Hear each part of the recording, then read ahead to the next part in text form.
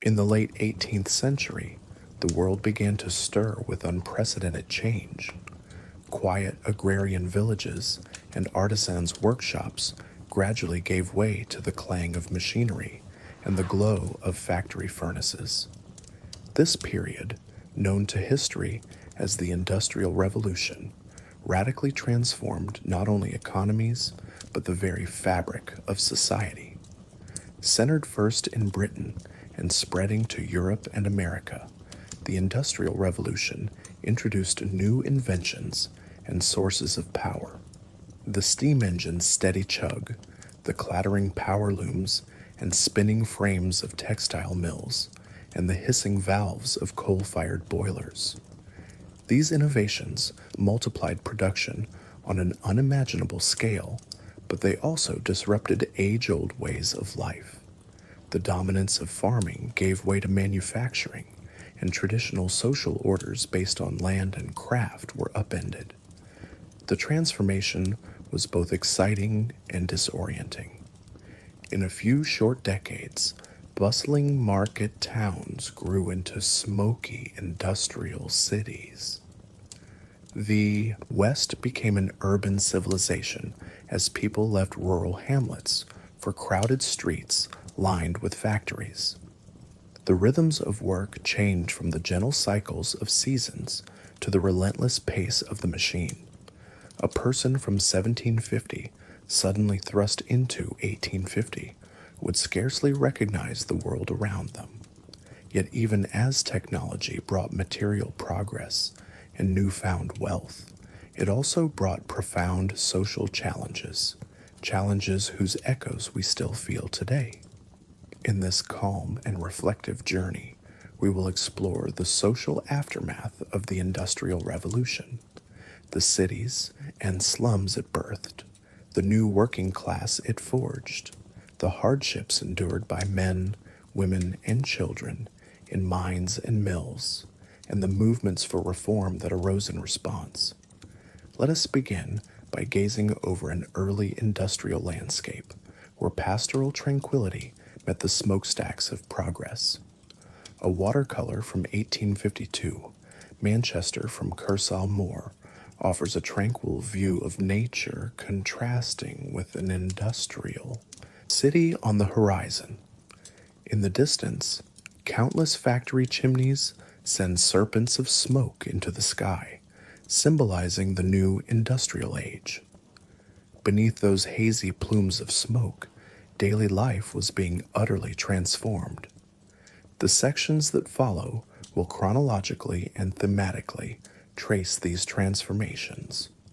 From the swelling of factory towns and the dim alleys of working-class districts to the clamor of textile mills and coal mines.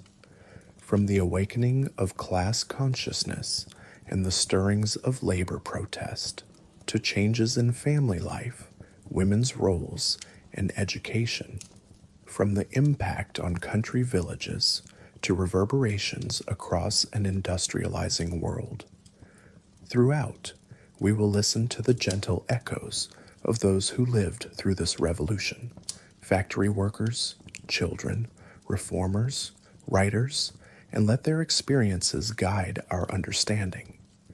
In a soft, even tone, as if recounting an old story by the fireside, we shall delve into the social aftermath of the Industrial Revolution, innovations and disruptions.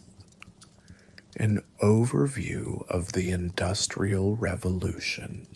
The Industrial Revolution began in Britain in the mid-1700s and lasted into the mid-1800s. It was, in essence, a revolution in technology and productivity that soon touched every aspect of society. Key innovations drove this upheaval. James Watt's improved steam engine, patented in 1769, provided a powerful new source of energy, liberating industry from reliance on water wheels and muscle.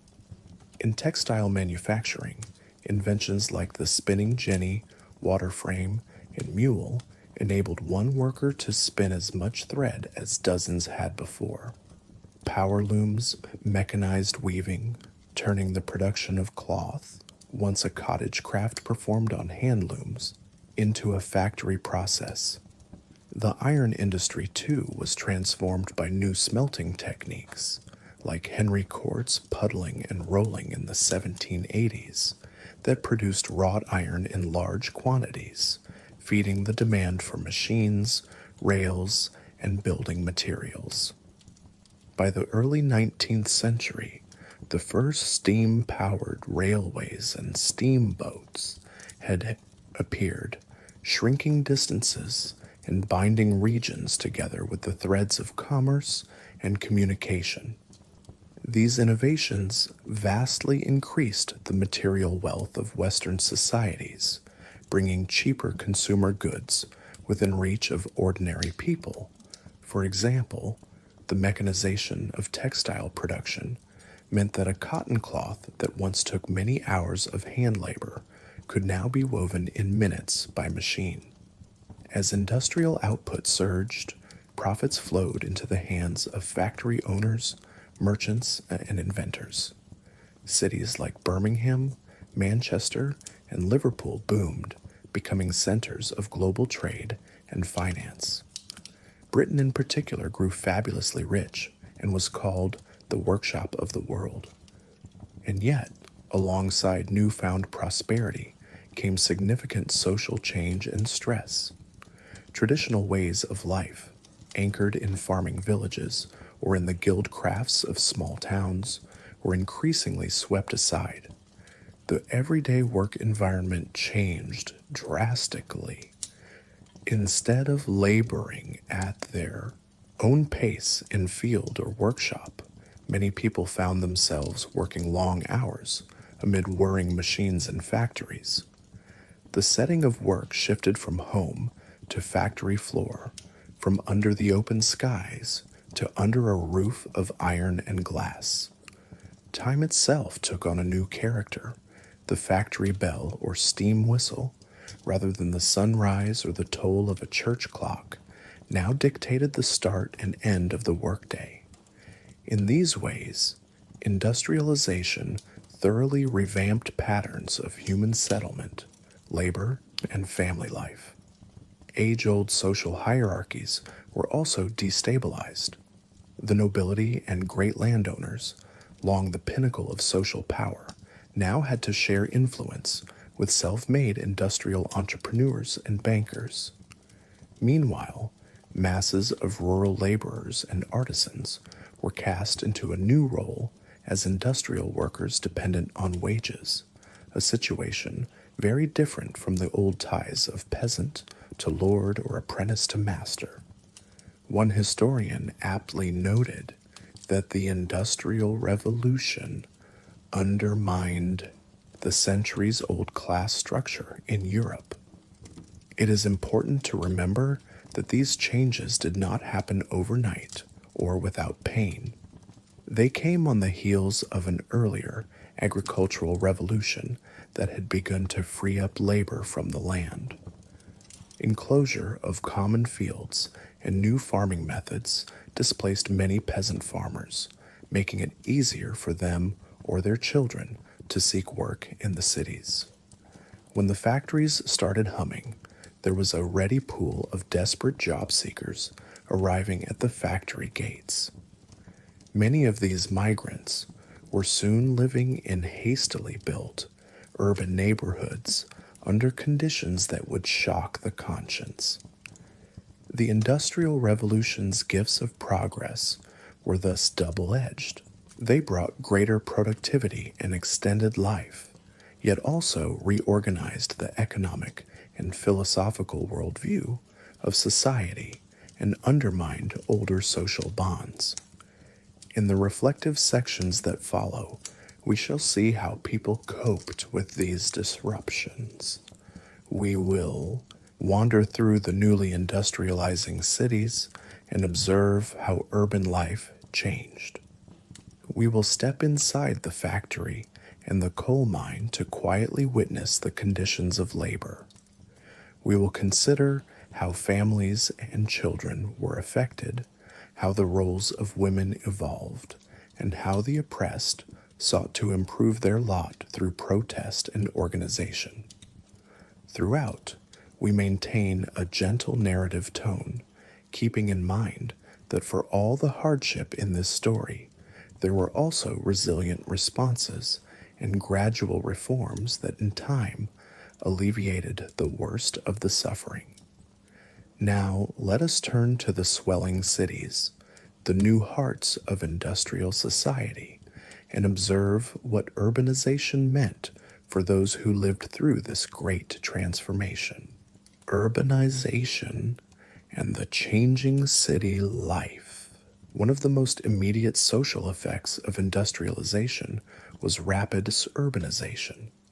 In 1750, England was still largely rural, but by 1850, great industrial cities had emerged, fundamentally altering the landscape of human habitation. People poured in from the countryside seeking work in the mills, mines, and workshops. The statistics are striking. In 1800, only about 20% of Britain's population lived in urban areas, but by the mid-19th century, roughly 50% were city dwellers. Towns like Manchester, which had perhaps 25,000 people in 1770, swelled to over 300,000 residents by the 1850s. Leeds, Birmingham, Sheffield, and Glasgow likewise grew dramatically. Even London, already the capital, doubled and redoubled in population. This mass migration to cities thoroughly disrupted long-standing patterns of life and community. Where once a person might have known every neighbor in their village, city newcomers found themselves among tens or hundreds of thousands of strangers.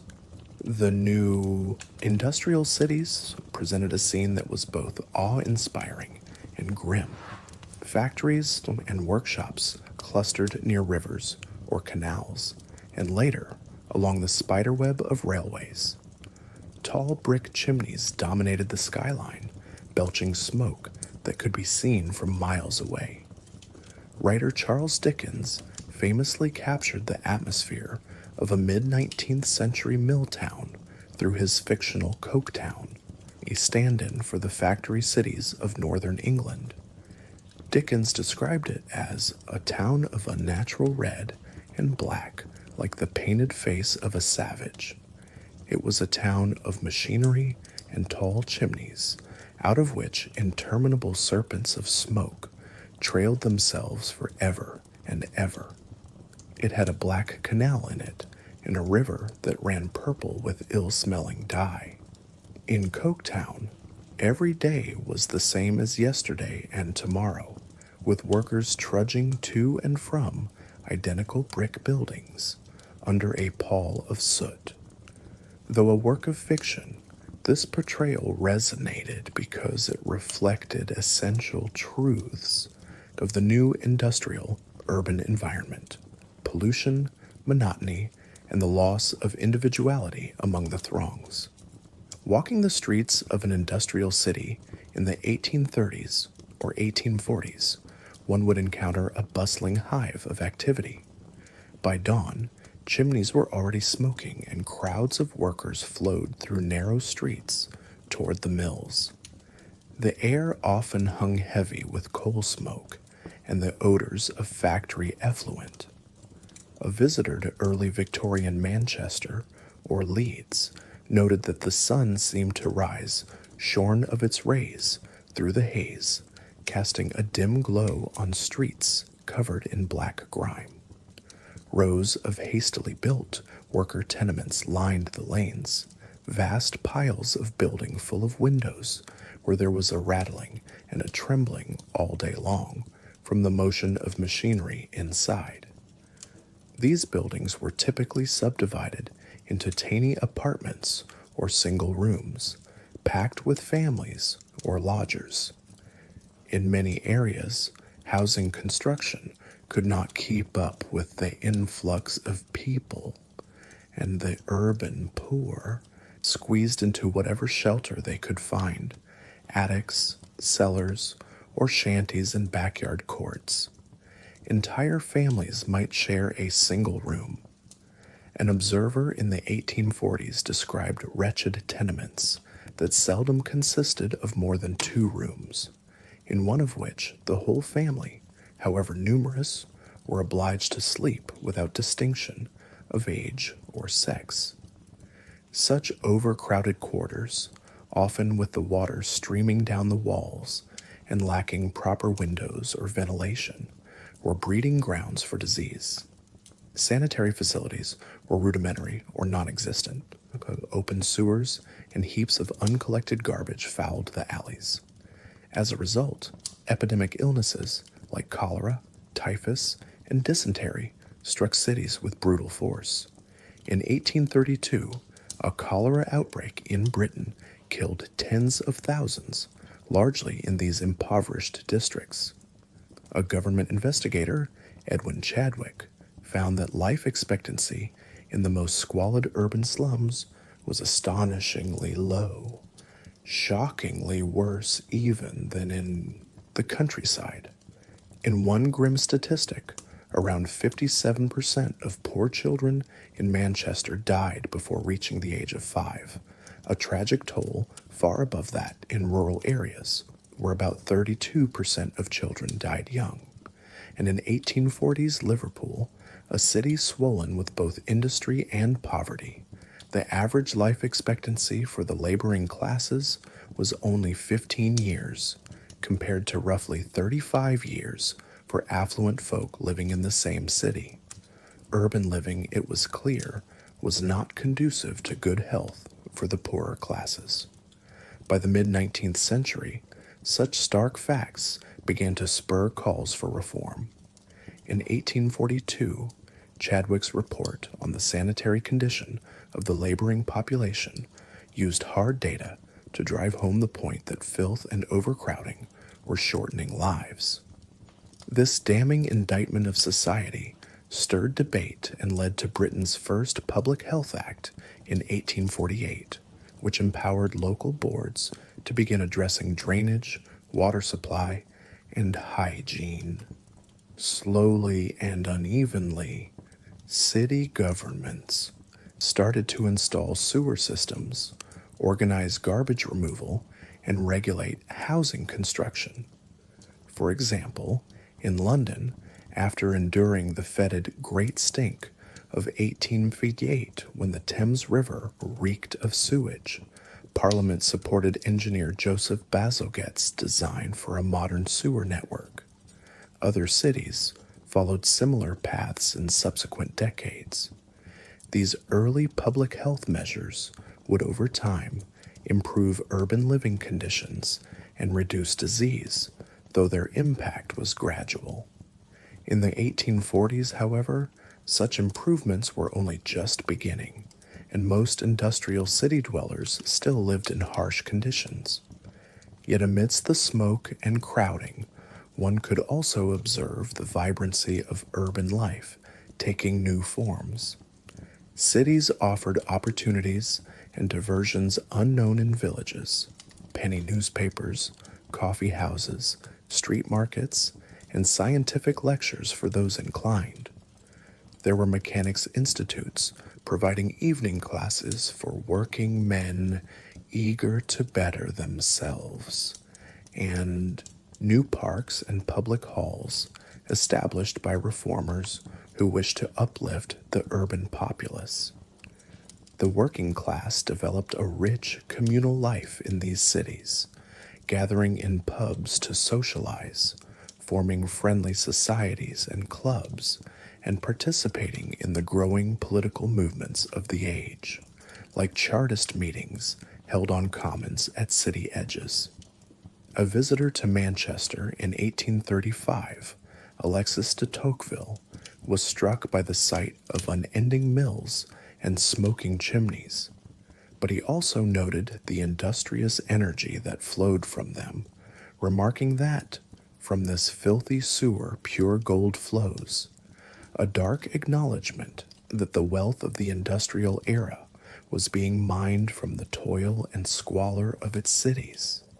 Above all, the industrial city fostered a new sense of anonymity and community at the same time.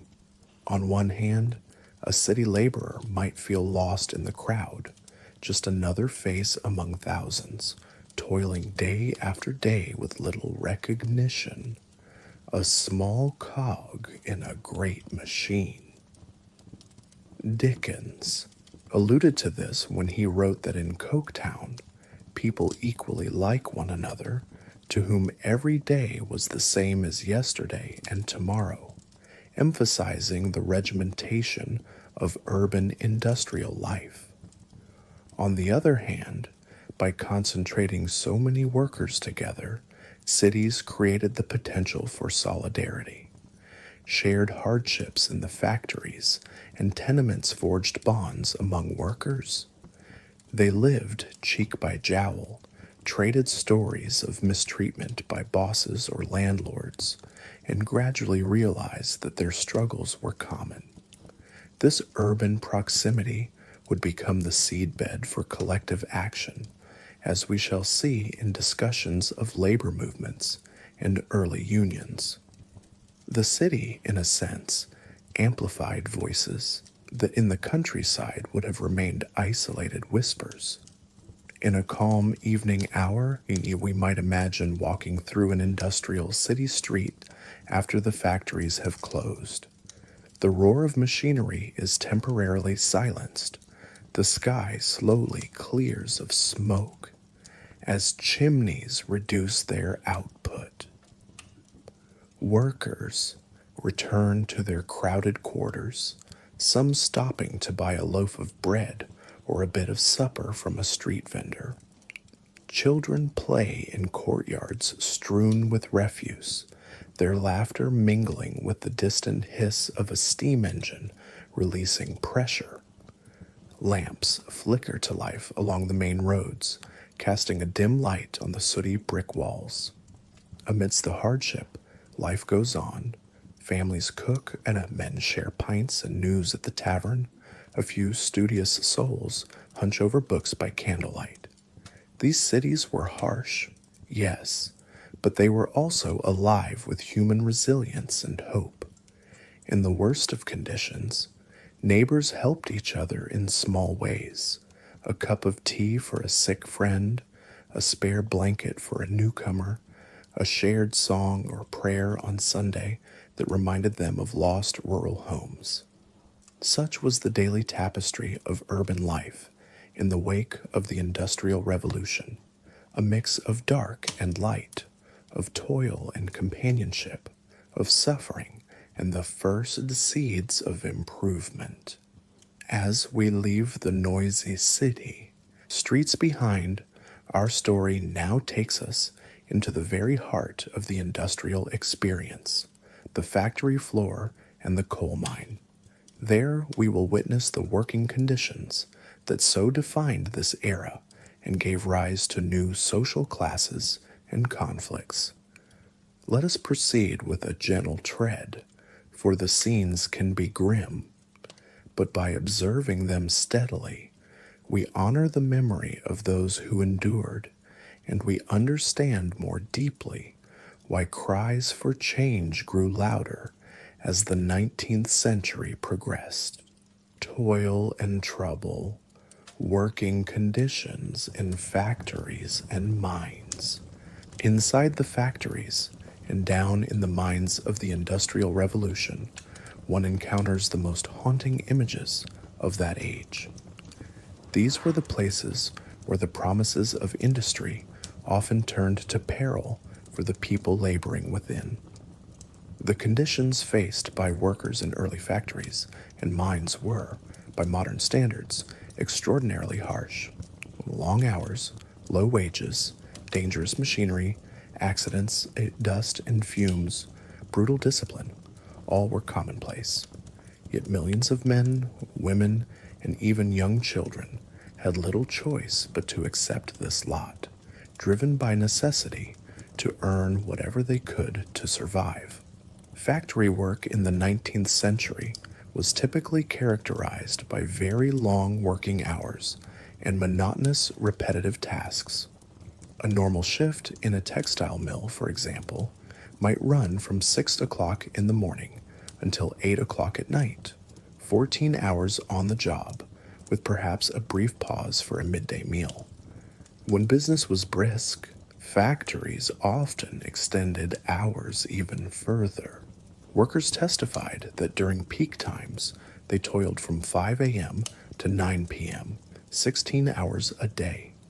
Such was the account of Matthew Crabtree, a textile worker who started as a child. He told a parliamentary committee that in ordinary times he worked 6 a.m. to 8 p.m., and in busy times from 5 a.m. to 9 p.m., with only a single 1-hour break for dinner. There was no weekend respite. The standard work week was 6 days, Monday through Saturday. Sunday, for those fortunate enough, was a day of rest, often spent recovering from exhaustion or attending church and doing domestic chores. 70 to 80-hour work weeks were thus common. One report noted that women in certain factories could work as many as 80 hours in a week with few breaks, essentially dawn to dusk, 6 days running. Within the factories, conditions were frequently described as dismal and dangerous. The air in textile mills was hot and humid, as required to keep cotton threads from breaking, and often filled with lint and dust that workers constantly inhaled. An observer of a flax mill in Leeds recorded how it was so dusty, the dust got up my lungs, and the work was so hard, I got so bad in health that when I pulled the baskets down, I pulled my bones out of their places. A vivid description by Elizabeth Bentley, a 23-year-old factory worker, reflecting on the physical toll of her teenage years in the mill. The noise on a factory floor was deafening.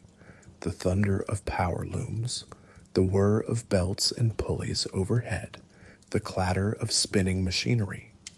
Workers often had to shout to be heard, and many suffered long-term hearing damage.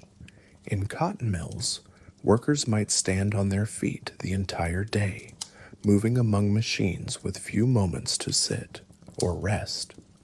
One could not easily pause or daydream. The pace was set by the steam engine's turning shafts, and the machine turns off a regular quantity. They must keep with the machine, as a witness noted.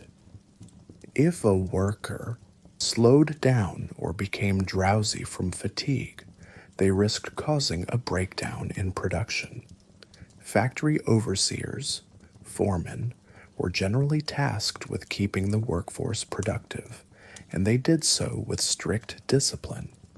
Many mills employed child labor, which we will discuss more fully in the next section, and children in particular were subject to harsh punishment to enforce speed and attentiveness. Workers testified that in some mills it was perpetually the case that toward the end of a long day one could hear constant crying as children were scolded or whipped to keep them awake and active at their machines. Matthew Crabtree recalled that however kind an overlooker might be by nature, the demands of keeping up with the machinery led them inevitably to beat the children when they became drowsy. Elizabeth Bentley similarly reported that if she or other young doffers who removed full bobbins from spinning frames were late or slowed down, they would strap us girls as well as boys. Being late to the mill in the morning could result in not just a beating, but also a financial penalty. Bentley described a practice called quartering. Arriving 15 minutes late might cause a half-hour's wages to be docked. For workers earning only a few pennies an hour, such fines were severe. As she put it, we only got a penny an hour, and they would take a half penny more if you missed a quarter hour. Every minute of a worker's day, therefore, had to be accounted for and every lapse paid for. In addition to the grinding regimen, safety conditions in factories were poor. Machinery typically had many exposed moving parts, gears, belts, and shafts, without modern guards or shields. Workers who grew tired or who had to make quick adjustments could easily get clothing, hair, or limbs caught. Industrial accidents were distressingly common: fingers crushed, arms mangled, scalps torn. In cotton mills, if a thread broke high up in a machine, a small child called a piecer might be sent under the spinning frames to tie it while the machine still ran, risking entanglement. In some early factories, children were even sometimes allowed or instructed to climb on moving machinery to clear jams, with predictably horrific results. A physical deterioration was noted among longtime textile workers. The constant standing and bending led to deformities. Lung ailments from dust were rife, known as mill fever or basinosis in cotton mills, and the heat contributed to exhaustion and fainting spells. One early medical report in the 1830s found that many factory workers showed signs of premature aging, stooped backs, weak joints, and chronic coughs compared to country folk of the same age. While textile mills were the most prominent workplaces, other industries had their own hazards. Iron foundries and metal workshops exposed workers to extreme heat, toxic fumes, and molten metal. Burns and lung diseases were common among foundrymen. In pottery works, workers inhaled fine silica dust, leading to silicosis, potter's rot. Match factories, a bit later in the 19th century, suffered the infamous phossy jaw, a necrosis of the jawbone in workers handling white phosphorus. Each burgeoning trade left its mark on the bodies of those who labored in it. If conditions in factories were arduous, those in the coal mines could be even worse in certain respects. Mining had always been dangerous, but the demand for coal in the industrial age, to fuel steam engines, heat industrial boilers, and warm urban homes, meant mines went deeper and production accelerated. Coal miners worked underground in dark, cramped tunnels, often for long shifts similar to factory hours, sometimes 12 hours underground at a stretch. The mines of early 19th century Britain relied heavily on manual labor. Men hacked at coal seams with picks, and women and children were employed as hurriers or the drawers, hauling the dug coal to the surface. In narrow passageways too small for horses or carts, these hurriers would pull sledges or carts loaded with coal, often crawling on hands and knees. They wore heavy leather belts around their waists, attached to chains that were hooked to the coal carts. In the dim lamplight of the pit, they trudged along bent over, dragging loads that could weigh several hundredweight. One young woman, Patience Kershaw, age 17, testified in 1842 that she had to hurry carts a mile or more underground and back each day, hauling 11 loaded carts daily, and that the carts weighed about 300 weight each, roughly 336 pounds. She did this while crawling on hands and knees through passages often only 2 feet high, sometimes through water. The labor left her with bald patches on her scalp where the harness strap rubbed, and with chronically sore limbs. Patience noted with bitterness that, "I would rather work in a mill than in a coal pit, despite the mill's hardships." The environment in the mines was inherently perilous. There was the constant threat of roof collapses or tunnel floods, especially if one mine tunneled into old, water-filled workings. Explosive gases like methane accumulated in the shafts. Many miners fell victim to fiery explosions when a buildup of gas, called fire damp, was ignited by a lamp or spark. Choking gases, black damp or afterdamp, primarily carbon dioxide and carbon monoxide, could suffocate miners in unventilated sections. And there was the everyday danger of falling down deep mine shafts or being struck by a runaway coal tub on rickety rails. A miner's testimony from 1841 grimly listed the hazards underground: falling down the shaft, the explosion of gas, the falling in of roofs, being run over by the tram wagons, and several other accidents are all perpetually menacing the life or limbs of those poor creatures working in the mines. He added that deaths and serious injuries occurred frequently, yet seldom, if ever, were inquests held or news reported, as miners were often buried within a day or two with little fanfare. Mining communities simply took such tragedies as an unfortunate but common part of life. Beyond these dramatic dangers, miners also suffered in slower ways. The coal dust they breathed led to lung diseases, what we now know as black lung. Working long hours in a stooped posture damaged their backs. Miners emerging at shift's end were often described as ghostly figures, covered head to toe in black dust, eyes reddened, utterly exhausted. Yet for all the risk and toil, the pay was meager. In the 1840s, a boy or girl working in the mines might earn only a few shillings a week. One girl testified she earned 3 shillings a week when I was 10 years old, hauling coal, while her mother earned 11 shillings. Together, not a terrible wage for the time. Yet our household was just as wretched as any other in the mining districts, she said.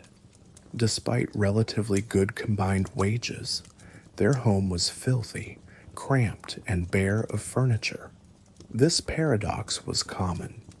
Even when whole families worked and brought in income, they often lived in misery due to irregular employment, high living costs, or exploitative practices like the truck system, where miners were paid in company store credit or goods instead of cash. In mining villages, just as in city slums, one found filth and poverty as characteristic conditions. Society at large was largely ignorant or willfully indifferent to these working conditions in the early decades of the Industrial Revolution. For a time, the prevailing economic thinking, laissez-faire capitalism, held that government should not interfere with employers' freedom to manage labor as they saw fit. Any attempt to regulate hours or safety was opposed by factory owners as an infringement on property rights, and by some politicians as a slippery slope towards tyranny or loss of Britain's competitive edge.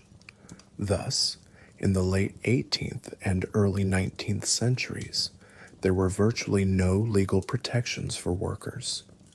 Men, women, and children labored at the pleasure of their employers, who could set whatever conditions the market allowed. It fell to humanitarians, social reformers, and the workers themselves to gradually shine a light on these conditions. The first inquiries, like Michael Sadler's Parliamentary Committee of 1832, gathered testimonies from workers such as Crabtree and Bentley about factory life. The Ashley Commission of 1842 investigated mines and revealed shocking details: little girls hauling coal naked to the waist in the dark, alongside men, because in the stifling heat of the pit, many stripped down.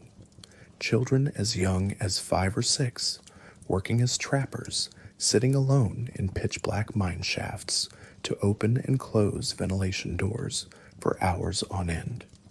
These revelations stirred public outcry. Victorian society, with its ideals of domesticity and childhood innocence, was appalled to learn that infants of 4 and 5 years of age were spending their days in darkness and toil underground. One commentary noted the hypocrisy that many genteel Britons were campaigning to abolish slavery abroad while seemingly unconscious of the sufferings of the little trappers in their own minds. The contrast between lofty ideals and grim reality became too glaring to ignore. By the 1840s, Parliament began to act. Early factory acts had been passed in 1819 and 1833, aimed mainly at limiting child labor, but these had limited effect initially. In 1833, for instance, children under 9 were banned from textile mills, those 9 to 12 limited to 8 hours, and 13 to 17 to 12 hours, with some provision for 2 hours of schooling per day for young workers. However, enforcement was spotty with few inspectors. Nevertheless, these were the first cracks in laissez-faire. The Mines and Collieries Act of 1842 outright banned women and girls and boys under 10 from working underground in mines. This law was passed quickly after the public was scandalized by the reports of women working half-naked in mines and the general abuse of children. One newspaper of the time decried that young women's modesty and health were being ruined, calling mines employing females nurseries of vice. Though that law had a moralistic motivation as much as a humanitarian one, it did remove women and little boys from the very worst mining labor, though many women continued to work on the surface at mine heads, and displaced girls often had to seek other hard jobs. In 1844 and 1847, additional factory acts were passed, further reducing maximum hours for women and youths, and finally, in 1847, granting what reformers had long sought, a 10-hour workday limit, at least for women and children. Adult men were not covered by these laws, but in practice many factories conformed to the 10-hour standard across the board. This Factory Act of 1847, also called the 10 Hours Act, was hailed as a milestone. As one historian noted, it signaled a truly radical reconception of government responsibility, proof that the state acknowledged a duty to intervene for the well-being of workers, pushing aside the old notion that regulation was always harmful. It was an early step toward what would eventually become the modern framework of labor rights and occupational safety. For the workers of the 1830s and 1840s, however, those reforms were only small comfort and came only after years of struggle. In the next sections, we will explore how those struggles took shape, how a distinct industrial working class emerged with its own identity, and how these workers began to band together in labor movements, strikes, and early unions to demand better conditions. But before that, we should pause to look at two particular groups deeply affected by industrial working conditions. The new class of industrial workers as a whole, and the children who were perhaps the most vulnerable among them. First, we turn to the broader picture of class and the division between rich and poor in the industrial age. A new class order, the industrial working class, and social divisions. The Industrial Revolution not only changed where people lived and how they worked, it also changed who they were in society. By the mid-19th century, observers recognized the emergence of a vast industrial working class, millions of men, women, and children who labored for wages in factories, mines, and workshops, and who shared a common condition of economic insecurity and political powerlessness. Opposite them, a new class of industrial capitalists, factory owners, mine proprietors, railroad magnates, financiers, enjoyed increasing wealth and influence. Traditional elites like the aristocracy still retained prestige and land, but even many nobles began investing in railways or factories, blurring with the capitalist class. Meanwhile, between capital and labor, a growing middle class of professionals, managers, shopkeepers, and clerks took shape, benefiting from the expanding urban economy. The old pyramidal hierarchy of lords, artisans, and peasants was giving way to a more complex class structure dominated by the polarity of rich and poor, or, as it was often framed, the two nations of the modern age, the haves and the have-nots. It was in 1845 that Benjamin Disraeli, a young politician and novelist and future Prime Minister of Britain, published a book titled Sybil, or The Two Nations. In it, Disraeli wrote these famous lines: "Two nations, between whom there is no intercourse and no sympathy, who are as ignorant of each other's habits, thoughts, and feelings, as if they were dwellers in different zones, the rich and the poor." This stark division was not an exaggeration. By the 1840s, Britain's wealthy elite, whether landed gentry or successful industrialists, lived in elegant townhouses or country estates, enjoying comforts and luxuries unimaginable to previous generations, while the laboring poor in industrial cities lived in cramped slums and struggled to afford life's basic necessities. Disraeli's novel captured the sense that the upper and lower classes had become almost like alien nations within one country, as ignorant of each other as if they were inhabitants of different planets. The social distance between classes grew in part because of the new scale of wealth being created. Successful factory owners could accumulate fortunes far larger than anything most small landowners or master craftsmen had seen before. They built mansions in the suburbs or on hilltops overlooking the very mills that produced their wealth. In many cases, these new industrial magnates had little connection or loyalty to their workers. Employment was transactional, wages were driven down by competition and a surplus of labor, and if profits fell, workers could be laid off with no safety net.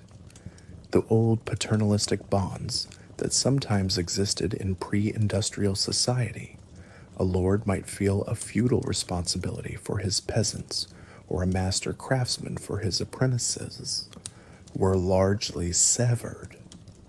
As one observer noted, the relations between master and man were all fact in the industrial town, coldly economic, based on contracts and productivity, without the personal care or mutual obligation that might have existed in a village. This is not to say that every employer lacked human feeling. Some were quite philanthropic, like Quaker industrialists who later built model villages for workers, but the prevailing economic ethos celebrated self-interest and profit, so the system itself offered few incentives for altruism toward employees. The result was a widening gulf of lifestyle and understanding.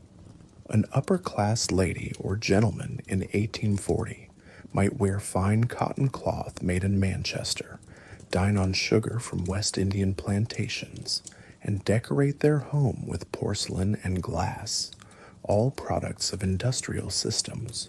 yet they might scarcely realize, or choose not to think about, the conditions under which those goods were produced. The working poor, on the other hand, saw daily evidence of the wealth their labor generated but could not enjoy.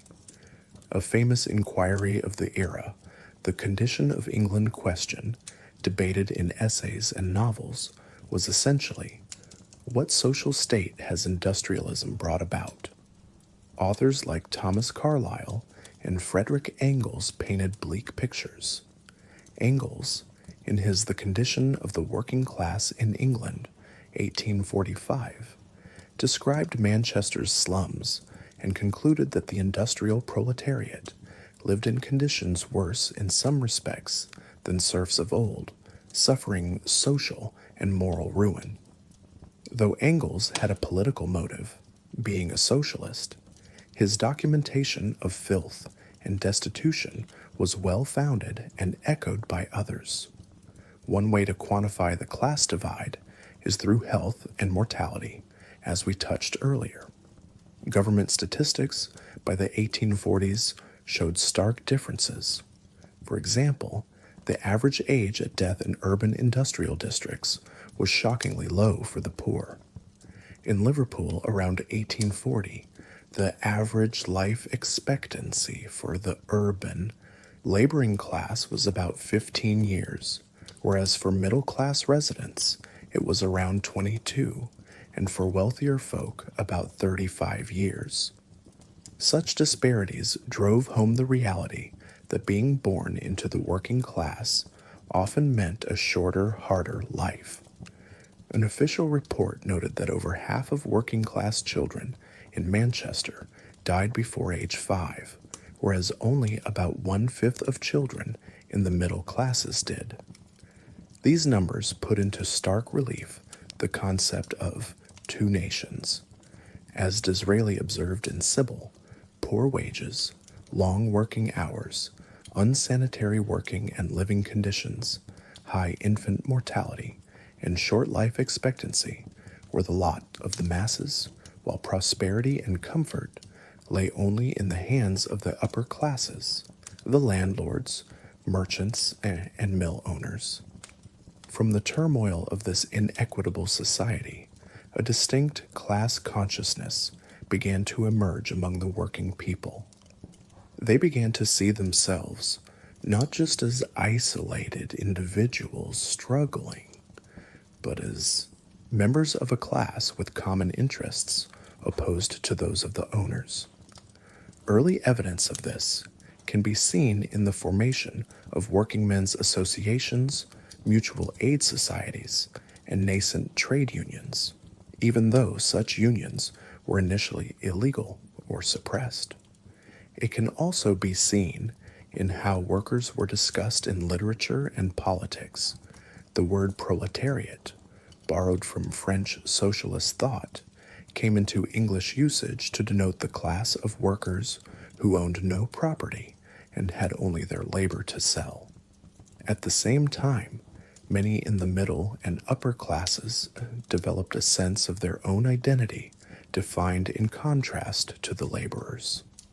The burgeoning middle class of factory managers, engineers, clerks, small factory owners, shopkeepers, and professionals, doctors, lawyers, teachers, often embraced values of self-discipline, respectability, and thrift. They prided themselves on rising by merit or hard work, and some viewed the destitution of the poor as a result of vice or laziness, an attitude encapsulated in the era's harsh poor law of 1834, which aimed to make relief so unpleasant that only the truly desperate would seek it. There was, undeniably, a strain of class prejudice, stereotypes of the working classes as ignorant, intemperate, or inherently inferior, circulated in polite society, just as resentment and stereotypes about the selfish, decadent, idle rich brewed among workers. The mutual incomprehension was exactly what Disraeli's two nations metaphor highlighted. no sympathy, and no intercourse between them. This isn't to say everyone accepted such divisions fatalistically. On the contrary, voices calling for bridging the gap also arose. Some were paternalists like Disraeli himself, who hoped enlightened elites could patronize and improve the lot of workers.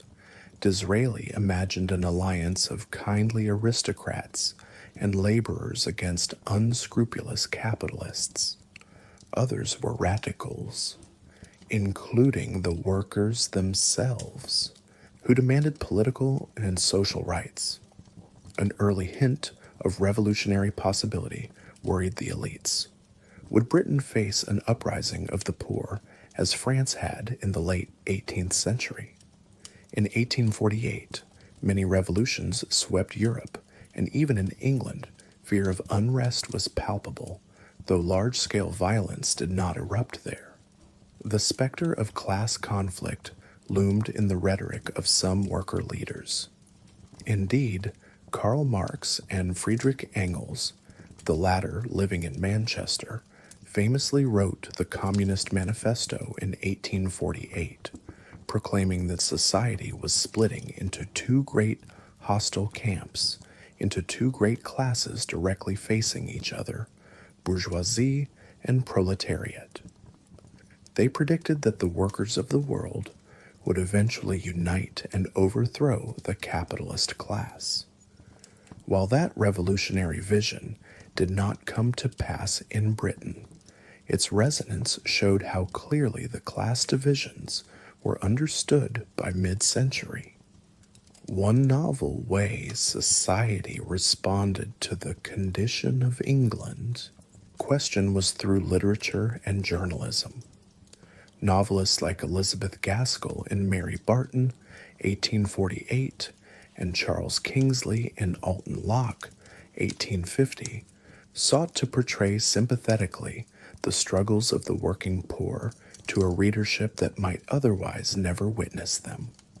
Meanwhile, working-class voices began to be heard through pamphlets, letters, and testimonies. The Blue Books, government reports, on mines and factories let workers speak about their own lives in official documents for the first time. These accounts elicited compassion and sometimes horror. For instance, one can hardly read the words of an 8-year-old mine trapper like Sarah Gooder, who said softly, "I'm scared. I would like to be at school far better than in the pit," without feeling a profound moral call to action. Gradually, conscientious individuals from the middle and upper classes began to champion reform. They formed societies for the abolition of child labor, improvement of worker housing, and for temperance to combat heavy drinking, which was both a cause and effect of hard living conditions. This cross-class concern was not universal, but it was significant.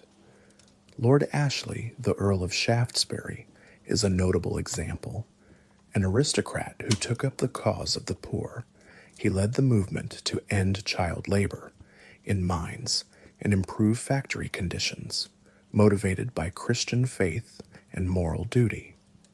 There were also early socialists, like Robert Owen, a mill owner who established a model factory town at New Lanark with better conditions, and utilitarian reformers like Jeremy Bentham's followers, including Chadwick, who approached public health from a rational improvement standpoint. While these reformers did much to highlight injustices, it was increasingly the workers themselves who organized for change, which leads us to the next theme: the rise of labor movements, strikes, and early trade unions as collective responses to the conditions we have been describing. Before moving on, however, let us pause and summarize the key point of this section in a calm tone. The Industrial Revolution created a new society divided by class to an unprecedented degree. A mass of urban industrial workers endured lives of hard work and deprivation, while a minority enjoyed great wealth and power. The old ties that once bound different social ranks loosened, and in their place grew mutual distrust and misunderstanding.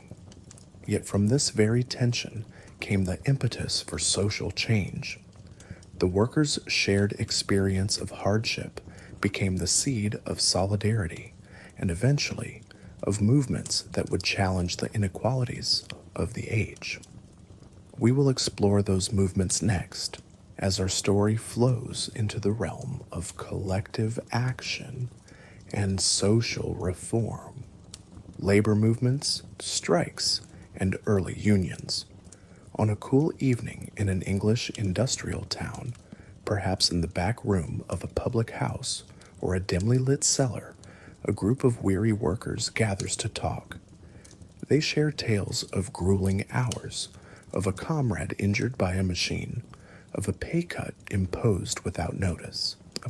Someone suggests that if all workers refused to work until conditions improved, the masters would have to listen. Another mentions hearing of a union forming in a nearby city. Such scenes, repeated many times over, mark the humble origins of the labor movement. Out of discontent and fellowship, industrial workers began to organize themselves, learning the strength of unity. In this section, we explore how workers collectively pushed back through strikes, the formation of trade unions, and mass political campaigns like Chartism, in a calm recounting of events that were often turbulent.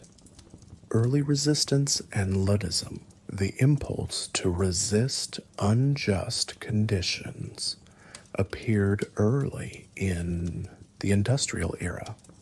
Even before formal unions existed, workers sometimes struck spontaneously. The term strike, to strike one's tools, meaning to stop work, entered common use by the early 19th century. For instance, as early as the 1760s and 1770s, English weavers and miners periodically combined to demand better wages. However, the most famous early labor protest was the movement of the Luddites in 1811-1813. The Luddites were textile workers, especially framework knitters, croppers, and weavers, in central and northern England, who rebelled not just against low wages, but against the introduction of machines that threatened their livelihoods. Under cover of night, groups of men, sometimes disguised or wearing blackened faces, would break into mills and smash the new machinery, such as shearing frames or mechanical looms, believing that destroying the machines would protect their jobs from being made redundant. They took their name from a perhaps apocryphal figure, General Ned Ludd. The British government reacted harshly, deploying troops to protect factories and making machine breaking a capital crime. Several Luddites were captured and executed or transported, sent to penal colonies. Although ultimately suppressed, the Luddite movement revealed the depth of worker desperation in the face of technological change. Their battle cry was not simply anti-technology, it was a cry against being cast aside and impoverished by forces beyond their control. After the Napoleonic Wars, in the 1810s and 1820s, economic conditions were volatile. Depressions caused high unemployment and wage cuts, fueling worker unrest. The ruling elites feared the specter of the French Revolution and often met worker protests with repression. The Combination Acts of 1799 and 1800s had outlawed workers' unions or combinations, making any sort of collective wage bargaining or organizing illegal. Despite this, secret unions did form. Courageous individuals risked imprisonment to form friendly societies, ostensibly mutual insurance clubs, but sometimes covers for unions, and to coordinate strikes. In 1824, the Combination Acts were repealed, effectively legalizing trade unions, though with many restrictions. This repeal came because the law had proved unenforceable, and opinion was shifting to a grudging acceptance that workers might have the right to combine. With legality, unionism blossomed. By the late 1820s and early 1830s, Britain saw a wave of union organizing, including attempts to form national general unions. One celebrated case was the Tolpuddle Martyrs in 1834, 6 farm laborers in Tolpuddle, Dorset, who formed a friendly society to protest wage cuts. They were arrested and sentenced to transportation to Australia, simply for having sworn a secret oath as part of their society. Public outrage in Britain was so great that a petition of 800,000 signatures demanded their pardon. The Tolpuddle Martyrs became heroes of early labor history, and they were eventually brought back to England as free men. Their case demonstrated both the hostility of authorities to worker organization and the growing public support for the workers' plight. Around the same time, a visionary industrialist named Robert Owen proposed an ambitious federation of unions.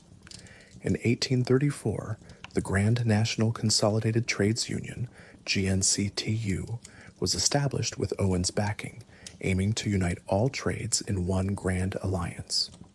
For a brief moment, it seemed as if the working class might speak with one voice. The GNCTU attracted tens of thousands of members. However, it proved too unwieldy and faced stern opposition from employers and the government. After a few months, and particularly after the outcry over the Tolpuddle Martyrs, the Grand Union collapsed. Nevertheless, many smaller craft unions persisted, especially among skilled workers, like the miners' unions, cotton spinners' unions, and later the Amalgamated Society of Engineers. These would lay the foundation for the durable trade union movement in the later 19th century. The Chartist movement and mass strikes parallel to workplace organizing, a great political movement of workers emerged. Chartism. Chartism was the first mass working class movement in Britain, lasting roughly from 1838 to 1848. It was named after the People's Charter of 1838, a manifesto that called for sweeping political reforms to make the system more democratic and fair to ordinary people. The Charter's 6 demands were: 1. Universal male suffrage, the vote for all men regardless of property; 2.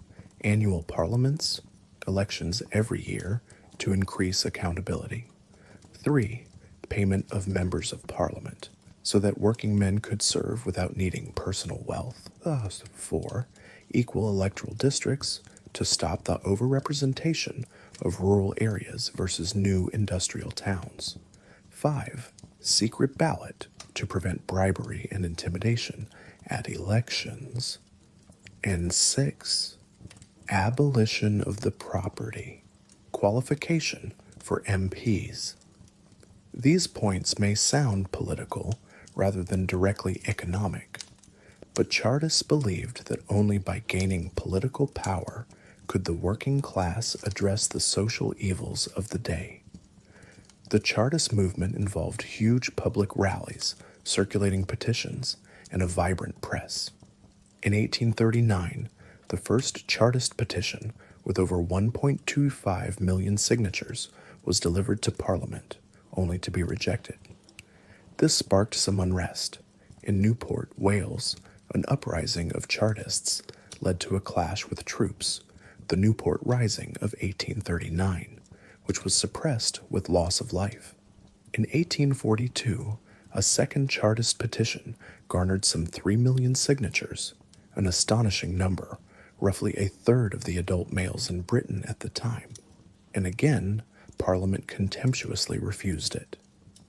This rejection coincided with economic depression and a wave of strikes known as the Plug Plot Riots of 1842 swept through the industrial areas. In these strikes, workers physically stopped the steam engines of factories by pulling the plugs from boilers, bringing production to a halt.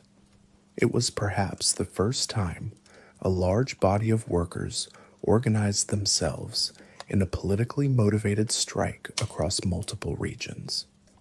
The year 1842 thus saw something like a general strike in parts of Britain, involving miners, cotton workers, and others, who not only demanded wage relief, but voiced support for the charter. The authorities eventually quelled the strikes with arrests and even deployment of soldiers, but the message had been sent. The working class was finding its voice and could not be ignored indefinitely. In April 1848, amid revolutionary upheavals across Europe, the Chartists organized what they intended to be their grandest display: a mass meeting on Kennington Common in London and the presentation of a third petition to Parliament. The government, fearing revolution, stationed troops and artillery around London and preemptively banned the procession of petitioners across the Thames. In the end, the meeting on April 10th, 1848 was large, perhaps 20,000 present, though far fewer than the hundreds of thousands anticipated, but peaceful. The petition, which claimed nearly 6 million signatures, though many were later found to be fake or duplicated, was again rejected by Parliament. After 1848, the Chartist movement petered out as economic conditions improved slightly and internal divisions grew. While Chartism did not immediately achieve its aims, its legacy was strong. Over the subsequent decades, 5 of the 6 charter points were eventually enacted. Only annual elections never happened. More importantly, Chartism left behind an organized working-class consciousness and a generation of leaders and activists who would go on to build trade unions and later political labor organizations. It is worth noting how calm and disciplined many of these worker actions were, despite establishment fears.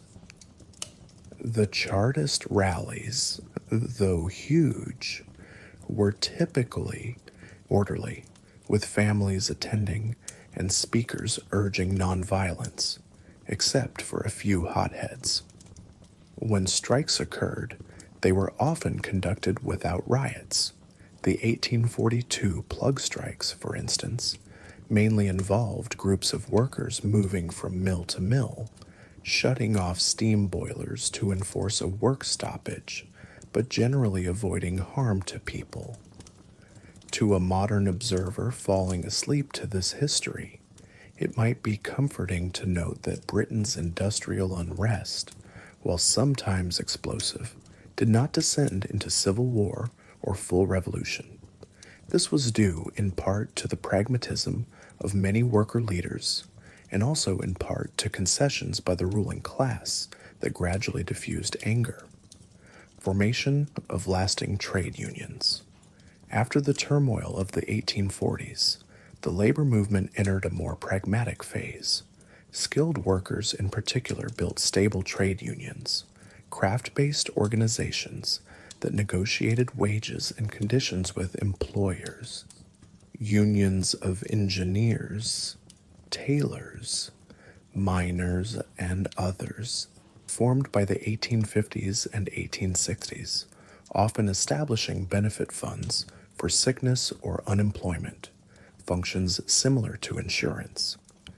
These unions were typically small, subscription-based, and led by relatively conservative leaders who sought respectability. They eschewed violent strikes and instead used slow, deliberate pressure. For instance, the Amalgamated Society of Engineers, ASE, formed in 1851, became a model. It collected dues and built up funds so that when it did strike, it could support its members for a time. The ASE successfully struck in the late 1850s to resist wage cuts, showing that well-organized labor could win concessions.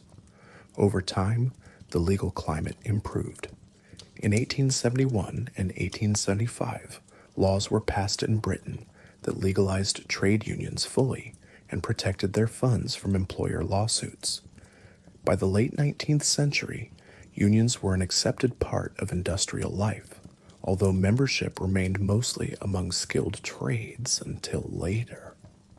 Strikes also became more common, but more orderly, often after drawn-out negotiations. For example, the Great London Dock Workers' Strike of 1889, though beyond our mid-century focus, showed how unskilled workers too could organize and win better pay, the docker's tanner, an extra 6 pence per hour.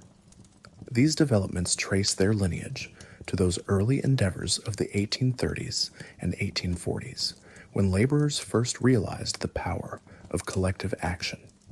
The Office for National Statistics later noted that the 1842 strike wave was indeed the first major instance of workers uniting across trades for political aims. It stands as a milestone, a moment when the many thousands who had suffered in silence spoke with a common voice. While strikes and unions addressed workplace issues directly, some workers also pursued change through political movements and new ideologies. We have seen Chartism on the political front. Additionally, in the 1840s, the ideas of socialism and cooperation gained some following. Robert Owen's cooperative movement tried to establish worker-owned businesses with mixed success, and Marxism, though initially limited in reach, later influenced the emerging labor parties. In 1864, the International Workingmen's Association, the first international, was founded, linking British trade unionists with European socialist thinkers like Karl Marx. This signaled that the cause of labor was becoming international, much as industry itself had become. From a calm retrospective vantage, one can see how these threads weave together. The dire working conditions spurred protest. Protest led to organization. Organization led to both practical improvements and a sense of dignity and fellowship among workers. A collier in the 1850s attending his Union Lodge meeting, or a mill girl contributing her penny to a strike fund, could feel that they were no longer utterly alone at the mercy of the bosses. They had sisters and brothers in arms, a collective strength. This psychological uplift was itself an important social aftermath of the Industrial Revolution. The birth of the labor movement meant that working people gradually gained not only material betterment, but also a greater voice and stake in society. As the 19th century progressed, the momentum of reform built up. The franchise, right to vote, was widened step by step. Reform Acts in 1867 and 1884 in Britain extended the vote to most working men, fulfilling a core Chartist aim. With political power and union might, workers eventually achieved things like shorter working days, regulated factory conditions, and social insurance in the late 19th and early 20th centuries. But before we arrive at those long-term outcomes, we should examine a few more dimensions of social change in the Industrial Revolution, particularly the experiences of those often relegated to the margins of historical accounts.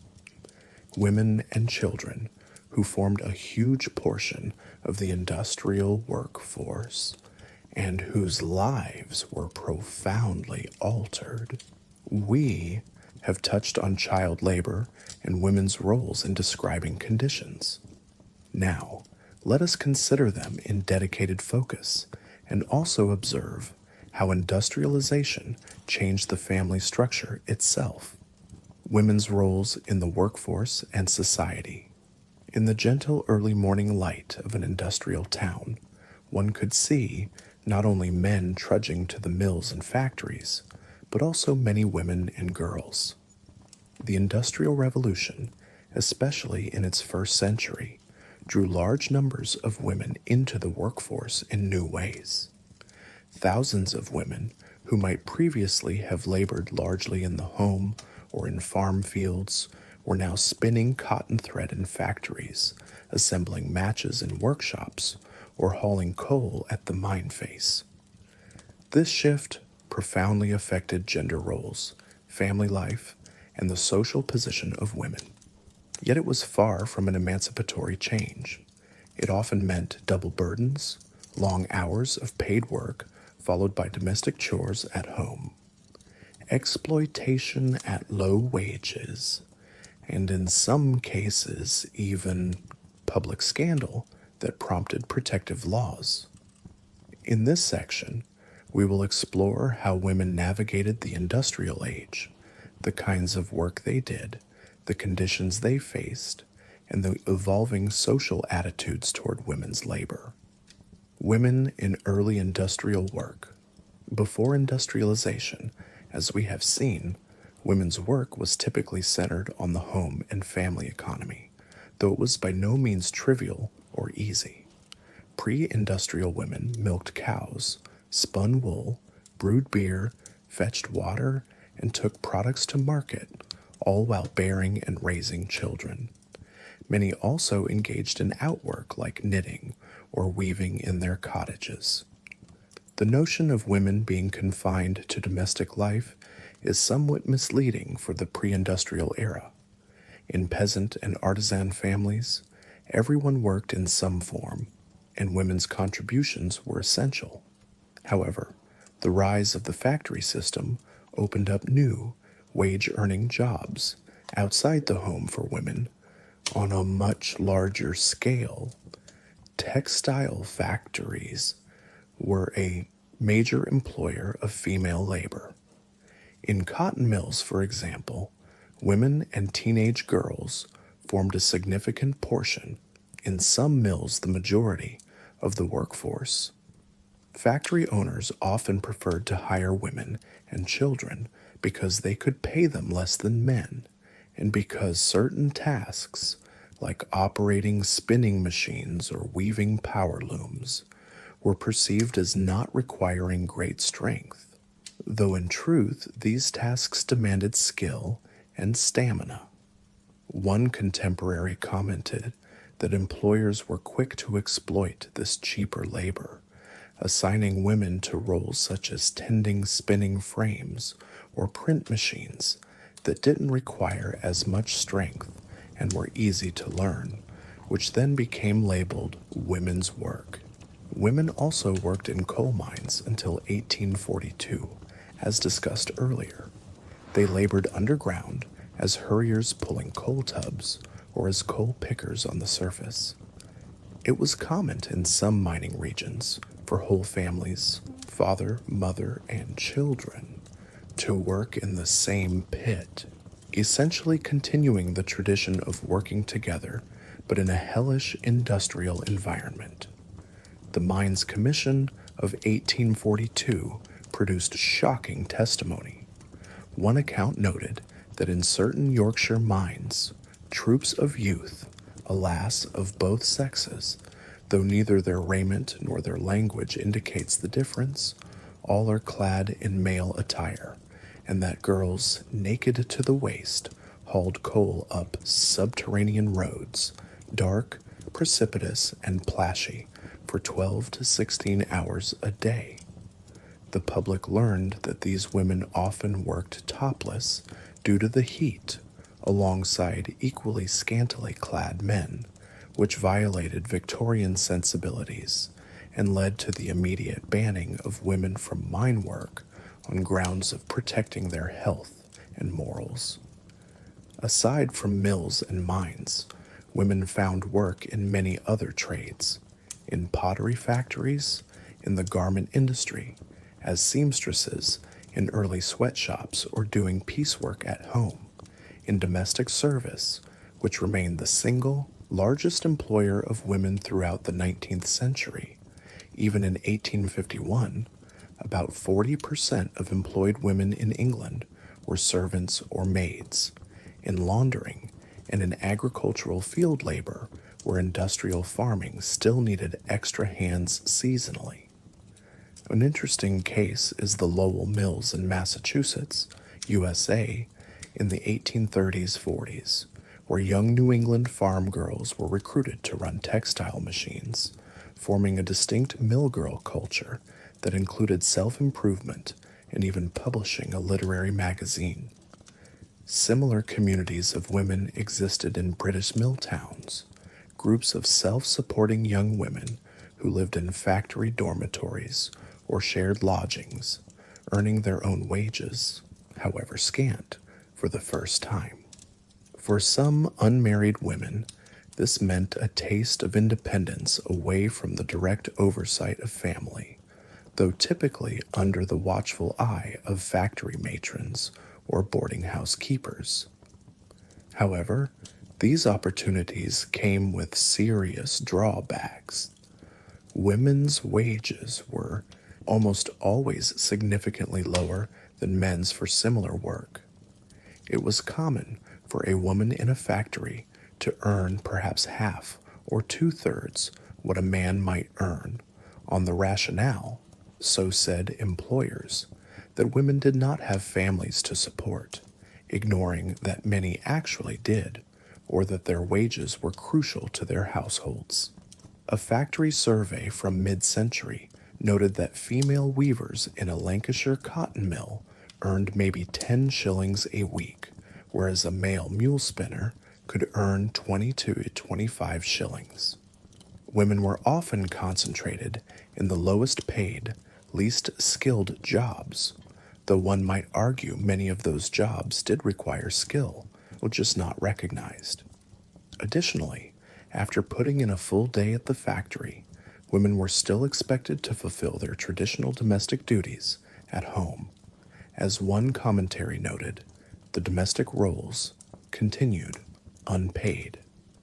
Cooking, cleaning, child rearing did not diminish when women took on paid labor. Rather, women simply had to somehow do both, or rely on older female relatives or very young children to handle some domestic tasks. There was little consideration from employers for women's dual burden. Bentley's recollection, for example, includes no suggestion that the factory cared she was half dead with fatigue by day's end, and then had to go home to tend to siblings or her own children. Indeed, few employers were understanding of such issues. Working conditions for women in factories were equally as dangerous and unhealthy as for men, sometimes more so, as certain tasks had particular risks. In silk factories, women inhaled fumes from boiling cocoons. In match factories, later in the century, they dealt with toxic white phosphorus. In printing, they might handle lead type. In the Sadler Committee evidence, 1832, a 23-year-old woman named Elizabeth Bentley described how years of inhaling flax dust ruined her health, causing her to become so weakened that when I pulled the baskets down, I pulled my bones out of their places. A graphic description of how strenuous labor affected her body. Bentley also mentioned how the meager meals and constant dust destroyed her appetite such that the little I had, I could not eat it, being covered with dust. Women were also subject to the same factory discipline and punishments. Bentley recounted the quartering pay deductions for tardiness and saw boys being beaten, though she personally avoided beatings by her account. One particular hardship for women was the conflict between work and childbearing childcare. Factories did not accommodate pregnancy or nursing. If a woman became pregnant, she might work as long as she physically could and then take a brief break, often unpaid, to give birth and resume work shortly thereafter if finances demanded it. The evidence given by Isabel Wilson, a 38-year-old coal putter, car pusher, starkly illustrated this. She had borne 10 children and suffered multiple miscarriages due to the strain of her work. Went on Sir John's work was a carrier of coals, which caused me to miscarry 5 times.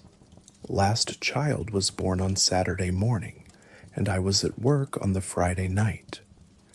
Isabel's story highlights how women in hard labor had to carry on almost until the moment of childbirth and return immediately. She had worked the night before delivering a baby. Such accounts elicited both pity and criticism at the time. Victorian moralists feared that employment of mothers led to neglected children and breakdown of the home. This sentiment eventually contributed to laws restricting hours for women. For example, the Factory Act 1844 limited women to 12-hour days, and the 1847 Act to 10 hours, partly out of concern for their maternal role. Shifting ideals, the separate spheres, and early feminist stirrings. The mid-19th century saw the rise of the ideology of separate spheres, the idea that men's sphere was the public world of work and politics, while women's sphere was the private world of home and family. Ironically, this ideal became strongly pronounced just as so many working-class women were visibly in the factories and mines, essentially contradicting the notion. The separate spheres concept was more of a middle-class norm. Middle-class women were expected to be genteel ladies at home, not working for pay. Their husbands' incomes supposedly made that unnecessary. For working-class women, economic reality left the separate spheres model more aspiration than reality. However, as industrialization progressed and some families' incomes rose, there was a tendency even among workers to withdraw women from outside work when possible, keeping them to housework and child-rearing. By the late 19th century, in many industrial societies, a single male breadwinner ideal started to take hold for the working class, though often not achieved until the 20th century.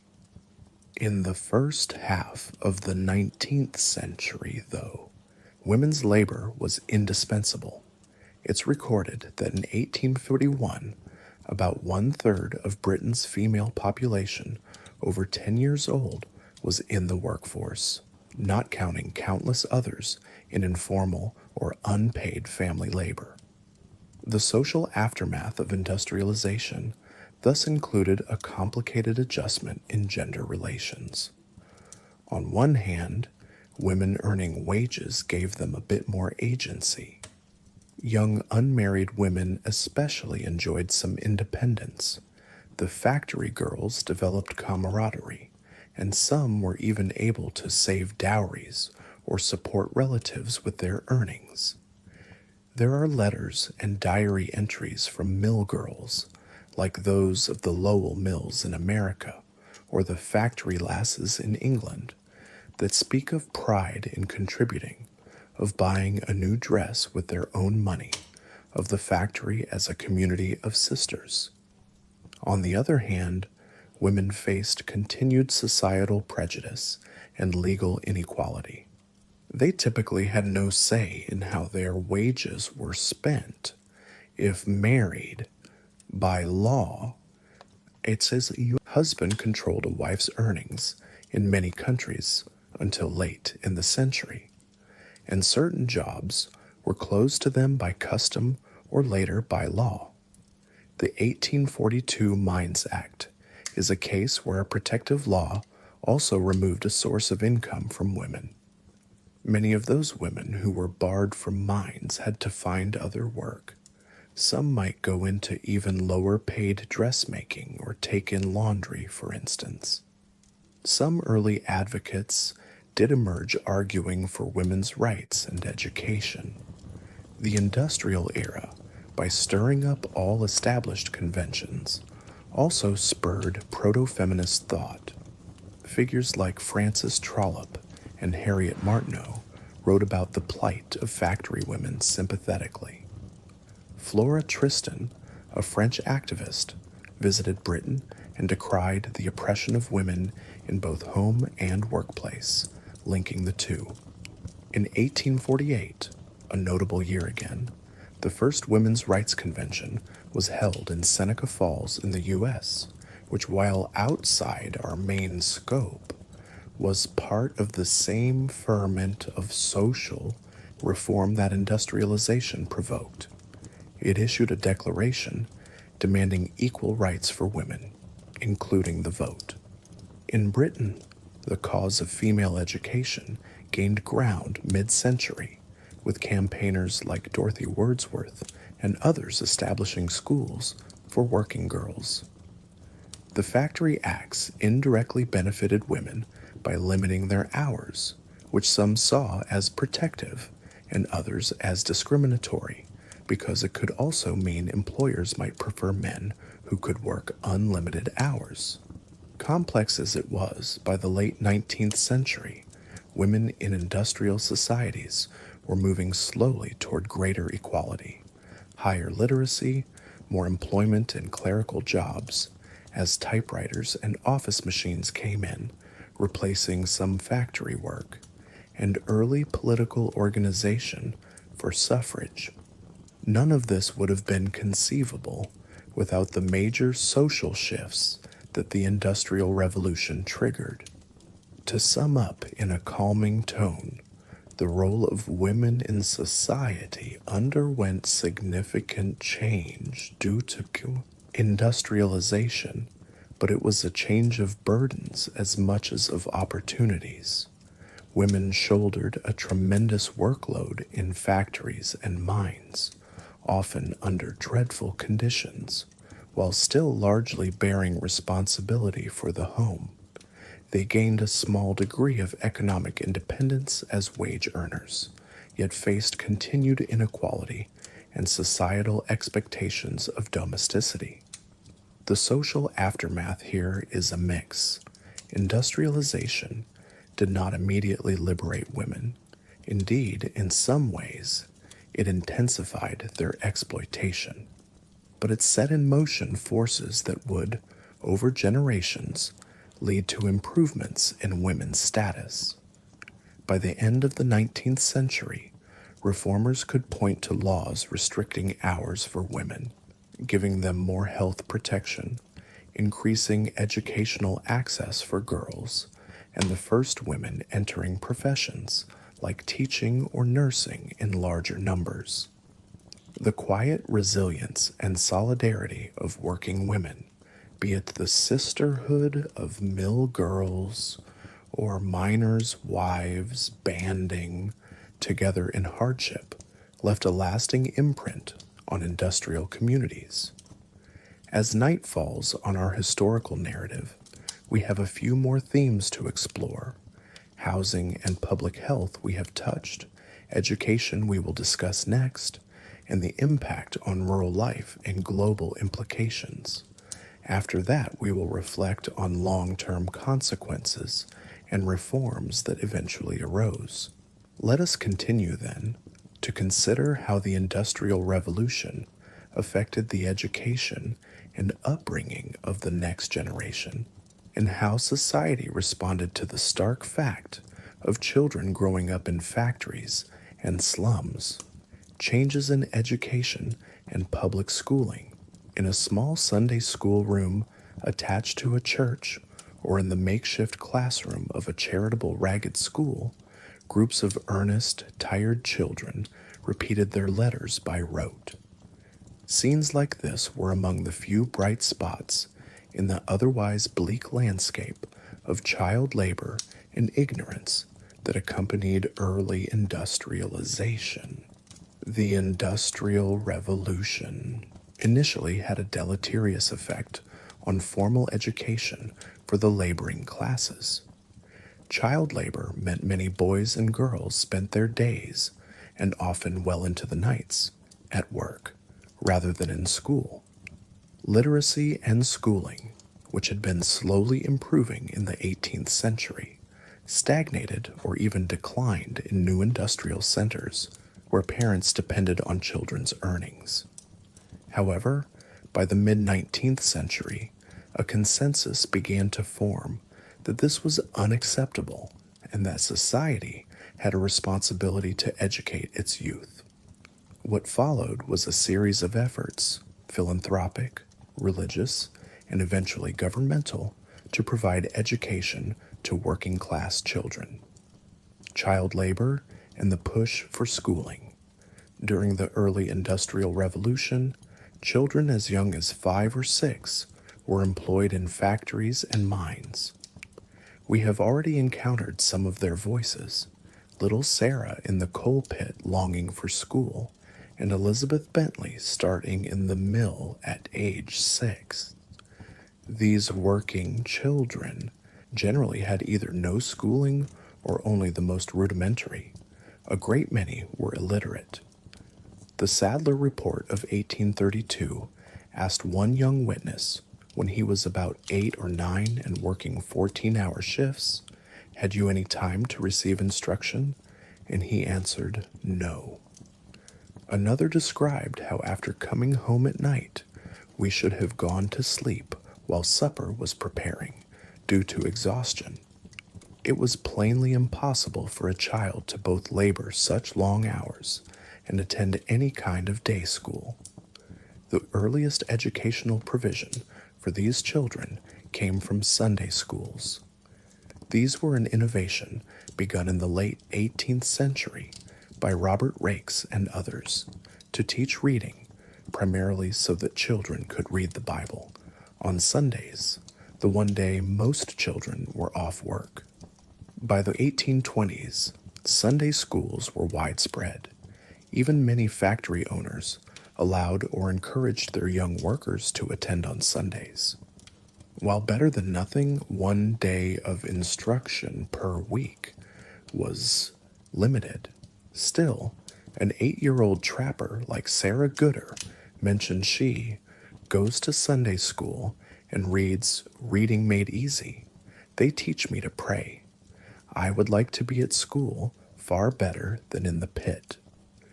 Her words poignantly show that even a taste of education made her yearn for more, and that she understood its value, however imperfectly. She had learned her letters, but did not yet grasp who Jesus was, she admitted. In the 1830s and 1840s, growing humanitarian concern led to experiments in day schooling for working children. The Factory Act of 1833 included a requirement that children under 13 in textile mills should receive 2 hours of schooling per day. This was a breakthrough. The law even provided for inspectors to verify that factory children were indeed being instructed. Mill owners had to have a schoolmaster on the premises or coordinate with local schools. In practice, enforcement was spotty initially, but it set a principle that work and education should be combined for working miners. Some larger factories established their own factory schools on site. There, children might spend half the day working and a couple of hours in the schoolroom. This half-time system became more common after 1844, when another Factory Act formalized reduced work hours for children with school attendance. Beyond official measures, an important movement arose: the ragged schools. These were charitable schools aimed at destitute or working children, providing free basic instruction and often food and clothing to those who could not afford any other schooling. The name ragged comes from the appearance of the pupils, poor kids in tattered clothes. The Ragged School Union was founded in 1844 with Lord Ashley, Earl of Shaftesbury, as a key figure to coordinate these efforts. Classes were often held in lofts, stables, or whatever space could be secured cheaply. The curriculum was basic, the 4 R's, jokingly, reading, writing, arithmetic, and religion, Bible study. They also sometimes taught practical skills and provided meals. It's estimated that between 1844 and 1881, about 300,000 children in London alone attended ragged schools at some point. Ragged schools accepted both boys and girls and were run by volunteer teachers, often motivated by Christian charity. Though discipline could be strict, these schools were a godsend for many street children and young workers. One can imagine a 12-year-old who spent his day as a chimney sweep or selling newspapers, coming in the evening to a ragged school to learn his ABCs and get a warm cup of soup. The impact was more than educational. It showed these children that society had not utterly abandoned them. Other types of schools also supplemented education for the poor. Mechanics institutes taught older youth and adults technical or scientific subjects, usually at night classes. Some enlightened employers, like Robert Owen at New Lanark, set up schools for the children of their workers.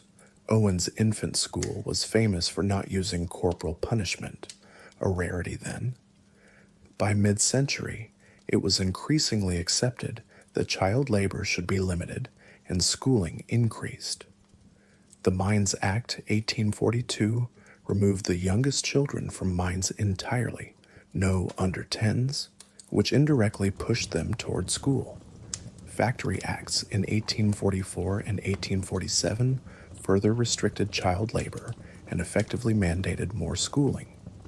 Outside the industrial context, by the 1850s, a movement for national education was gaining steam. Different countries moved at different paces. Prussia had early compulsory education. Britain was slower. Not until 1870 did England establish a framework for elementary education for all via the Forster Education Act, and only in 1880 did attendance become compulsory up to age 10. But these later developments have roots in the Industrial Revolution's social crises.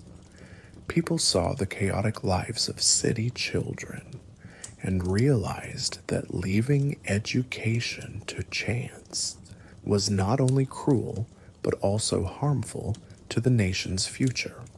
As one politician of the era argued, we must educate our masters, meaning the masses who were increasingly shaping society needed schooling to be good citizens and to avoid being swayed by radicalism in the elite's view. The experience of working children like those we have cited often served as powerful evidence in debates. Nothing strikes the conscience quite like the image of a child who spends all day in drudgery and never learns to read or play. Reformers like Lord Shaftesbury, as well as writers, Charles Dickens again, in novels like Oliver Twist and Hard Times, highlighted the plight of uneducated, exploited youth, helped turn public opinion toward compassion and action. Thus, a notable social aftermath of the Industrial Revolution was the eventual creation of public schooling systems. By the late 19th century, literacy rates in industrial countries rose markedly. For example, in England and Wales, literacy among 15-year-olds climbed from maybe 53% at 1830 to over 90% by 1900, attributable to the spread of schooling. Many early students could thank the ragged schools or the factory acts for their letters.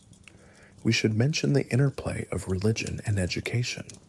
Much of early working class education was via churches or religious societies. The Church of England and nonconformist churches, like Methodists, both ran Sunday schools and day schools. They sometimes competed, and in fact, one reason a state education system took long to emerge in Britain was sectarian disputes over control of schooling and what sort of religious instruction to include. But all sides agreed that ignorance was a foe. From the perspective of a child of the era, one might feel it as a transition from darkness to light, perhaps literally so, given Sarah Gooder's note that she dared not sing in the dark pit, but in the light she might. A child who left the mine or factory for a classroom, even part-time, stepped from one world into another. A quieter world of chalk and slate, of kindly, or at least earnest, teachers, urging them to trace letters, of maybe encountering a map of the globe or a story from history for the first time. It awakened minds that were dulled by repetitive labor. Some employers even found that a bit of education made their young workers more productive and less prone to error, though others grumbled that schooling took children away from work. In our calm reflection, we can see education as both a result and a remedy of the Industrial Revolution's disruptions. Industrial society needed a literate workforce eventually, especially as technology advanced, requiring more skilled operators. It also provoked democratic pressures. An educated working class was more likely to read newspapers, discuss politics, and demand rights. Indeed, Chartism had a whole wing of activism devoted to setting up reading rooms and encouraging self-education among workers, believing knowledge was power. To conclude this section softly, by the mid-19th century, and increasingly thereafter, education for all children became recognized as a social good and necessity. The grim image of an illiterate child laborer gradually gave way to the hopeful image of a child with a book satchel heading to school. It was a slow transformation, not completed until well into the late 1800s, but its foundations were laid in those decades when reformers fought against entrenched interests to carve out a classroom from the factory floor. Our narrative now moves to the countryside to see how those left on the farms and in rural villages fared while cities were rising. Impact on rural life and migration patterns. As factories roared to life in cities, the countryside did not remain untouched. In fact, the Industrial Revolution transformed rural life as profoundly as it did urban life, albeit in different ways. The period saw a massive migration of people from rural areas to urban centers, which we have noted, families leaving ancestral villages to seek work in smoky towns. But what of those who stayed behind? What of the quiet hamlets and farmsteads under the changing sky? The social aftermath of industrialization in rural zones included agricultural modernization, displacement of peasant farmers, changes in land ownership patterns, like enclosures, and the erosion of traditional village customs. We will examine how rural communities coped and how migration patterns, both internal to cities and external to other countries, reshaped societies. Decline and change of traditional rural life. In the late 1700s, most of the population still lived in the countryside. Life revolved around the seasons, local markets, and centuries-old communal practices. by the mid-1800s, that world was receding. The enclosure movement, which had begun earlier, reached its climax around the turn of the 19th century.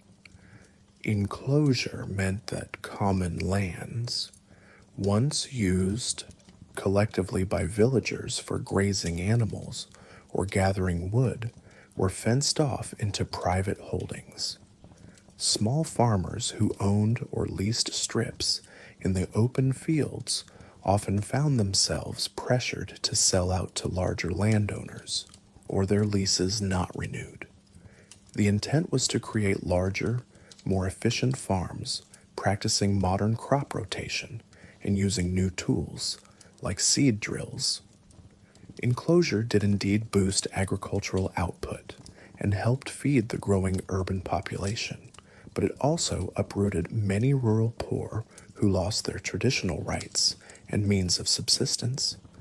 A saying from the time went, "Enclosure is good for large farmers and damnation for the poor." With fewer laborers needed on enclosed, mechanized farms, many rural families faced a stark choice: hang on in marginal existence or leave in search of work. Many chose to leave. Some drifted to nearby towns, others made longer journeys. The mechanization of agriculture, improving every decade with things like horse-drawn reapers, improved plows, and later steam-powered threshers, meant one man could do the work of many. Traditional roles like the village blacksmith or hand-loom weaver also declined as cheap factory goods undercut them. The result was often underemployment and poverty in villages that once had been self-sustaining ecosystems of trades. The countryside also saw direct expressions of anger. In 1830, rural southern England exploded in the swing riots. Bands of farm workers, suffering from low wages and threatened by new threshing machines that reduced winter work, rioted, smashing the hated machines, burning barns, and sending anonymous letters signed Captain Swing, threatening landlords. This was a rural echo of Luddism, essentially. They protested agricultural mechanization and the harsh working conditions, as one account states. The swing riots were harshly suppressed by the authorities. Hundreds were arrested, many transported to penal colonies, a few executed. But the unrest did scare the gentry and contributed to some wage relief and the reconsideration of rural policies. It is a poignant footnote that these riots occurred the same year the Reform Act of 1832 passed, which enfranchised the urban middle class but left farm workers still voteless. Most would not get the vote until 1884. Thus, they took to direct action out of desperation. Rural communities also felt social change in subtler ways.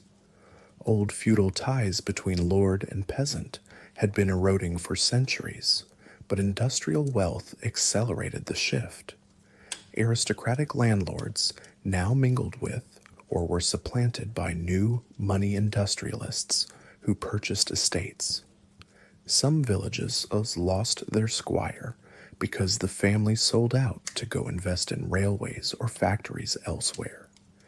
The paternalistic oversight, with all its pluses and minuses, that a resident lord sometimes provided, charity in lean times, maintenance of local order, could vanish. In its place, a more impersonal relationship. Tenants dealing with estate agents, rural police enforcing laws where once informal community pressure sufficed. Demographically, many rural areas stagnated or lost population. For instance, in Britain, counties like Cornwall or Norfolk saw population growth slow as young people left for cities or emigrated abroad. A traveler through the English countryside in mid-century might notice abandoned cottages overgrown with ivy where families had emigrated to America or Australia. Indeed, mass emigration was a key outlet for rural folk from across Europe. The Irish famine of 1845 to 49, a tragic event intertwined with lack of industrial diversification in Ireland and reliance on a potato monoculture, drove over 1 million Irish to emigrate, many settling in the burgeoning cities of England or overseas. Throughout the 19th century, millions of European peasants would seek new lives across the seas. This too is part of the Industrial Revolution's global social aftermath.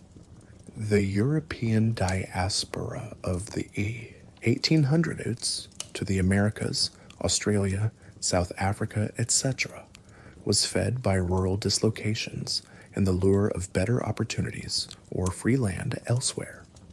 Back home, those who remained in villages often had to adapt by taking on new types of income. Some rural households turned to cottage industries, such as straw plaiting, lace making, or silk weaving, crafts they could do at home, often under contract to urban manufacturers. In southern England, for example, many rural women plaited straw for hats, a job they could do while tending children. However, even these cottage industries fell under pressure as factories improved or fashion changed. Village life did not vanish.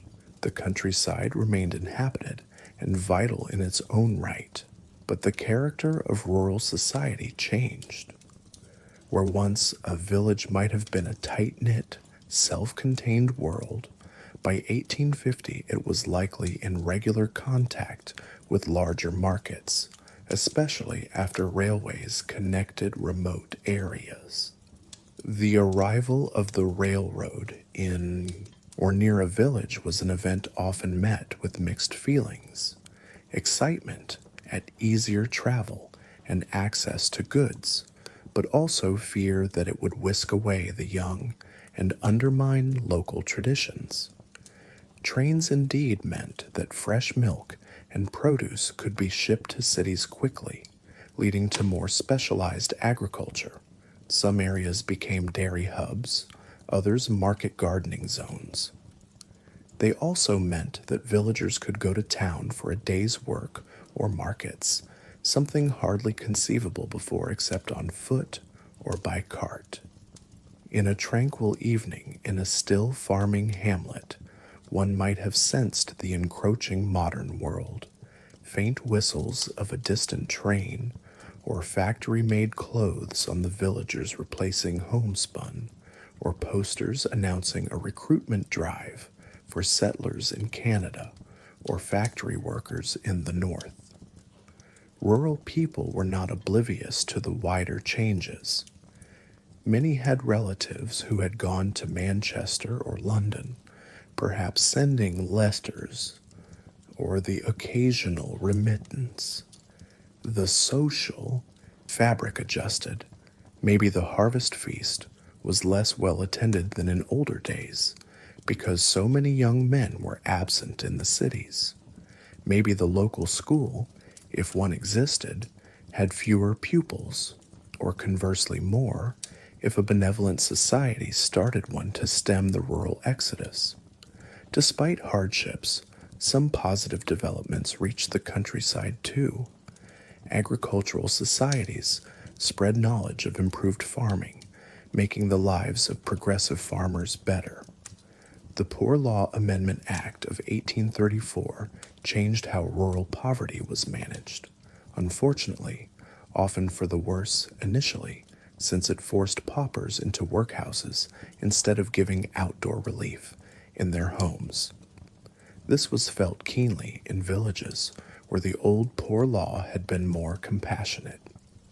Later in the century, local government reforms gave rural districts more say in things like maintaining roads or sanitation. An important migration pattern to note is seasonal migration.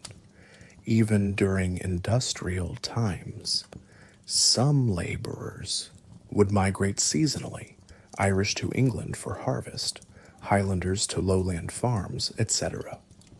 Industrial transport made this easier. Seasonal workers became a feature, e.g., Irish farmhands would come over each summer to help with English harvests for pay, then return home. By and large, however, the great story was a shift of population from country to city. In Britain, the urban population overtook rural by mid-century. In 1851, the census famously showed for the first time more people living in towns than villages. Across Europe, the same trend followed, though at different paces. In some countries, this strain contributed to social unrest or nationalist movements. For example, many German peasants who felt squeezed either emigrated or took part in the revolutions of 1848, hoping for reforms, including an end to feudal dues. A gentle perspective on all this might imagine an elder in a village around 1850 reflecting, "Our world has emptied out. The young ones have mostly gone to the mills. The old ways are changing. Where once we'd gather for the harvest home, now we barely have enough hands to bring in the crops. The parson says it's progress, that the mills and mines are enriching the nation. But I miss the laughter of children in the lanes. Still, my own son writes that he's earning good wages in Birmingham and that his children go to school. Perhaps it's all for the best, but it's a lonely best for those of us left behind." Such a reflection captures the bittersweet nature of rural change, loss and nostalgia, but also acknowledgement of possibly better futures for descendants elsewhere. Some rural areas did manage to prosper by adapting. For instance, villages that specialized in a particular high-quality produce, cheese, say, or barley for brewing, could thrive supplying urban markets. And later in the 19th century, improvements in rural hygiene and housing, partly influenced by overall social reform, made village life healthier than the early industrial slums, ironically leading some city dwellers to move out to the countryside. In some, the social aftermath of the Industrial Revolution in rural zones was characterized by dislocation and adaptation. Traditional agrarian society was irrevocably altered. Patterns of migration shifted millions of people, reshaping demographic and family patterns. Where once most people lived and died within a few miles of their birthplace, now huge numbers migrated within their country or across the globe. It is a quieter part of the industrial story, often overshadowed by the clang of the factory, but no less profound. As we near the end of our journey, we turn to the global stage. How did the Industrial Revolution's social impact reverberate beyond the industrializing nations into the wider world of colonies and trade networks? Global implications, colonial labor, and worldwide demographic shifts. By the mid-19th century, the Industrial Revolution had made Britain the foremost economic power in the world, and other Western nations were quickly following. This newfound industrial dominance that's had global ramifications. It changed the dynamics of empire, fueling a voracious appetite for raw materials and new markets, and it altered patterns of labor and migration far beyond Europe's shores. In this section, we calmly examine how industrialization affected societies overseas, especially in colonized regions, and how it spurred global movements of people, colonial labor systems, and exploitation. Industrial nations required vast quantities of raw materials, cotton for textiles, coal for energy, iron for machines, later rubber for tires, etc. Many of these materials came from colonies or trade partners. Cotton is a prime example. Britain's textile mills initially relied on cotton from plantations in the American South, plantations worked by the labor of enslaved African Americans. In a very real sense, the prosperity of Manchester's mills was built on the backs of slaves picking cotton in Mississippi and Alabama. British observers were not blind to this. Some, like Disraeli and Sybil, sardonically noted the hypocrisy of those who championed abolition of slavery while tolerating child labor at home. Conversely, those who truly opposed slavery had to face the economic link. Indeed, the abolition of slavery in the British Empire in 1833 was partly facilitated by Britain having alternate sources of cotton, from India, for instance, to fall back on. But American slavery continued till the Civil War, 1861 to 65. When the U.S. Civil War cut off cotton supplies, the cotton famine in Lancashire, British mills suffered, showing how globalized the industrial economy had become. After that, Britain encouraged cotton cultivation in its colony India and in Egypt to diversify supply. India is a case where industrialization had a sweeping social effect. Before, India had been a major producer of hand-woven textiles. British mechanized competition, cheap cloth flooding in, devastated India's traditional weaving industries in the early 19th century. Many Indian artisans lost their livelihood. At the same time, India became a source of raw cotton and other materials for British industry. British colonial policies and railways in India were geared to extract agricultural products. This contributed to changes like commercialization of farming, sometimes at the expense of subsistence farming, leading to periodic famines when cash crops replaced food crops too extensively. Famines in late 19th century India had many causes, but colonial economic patterns were among them.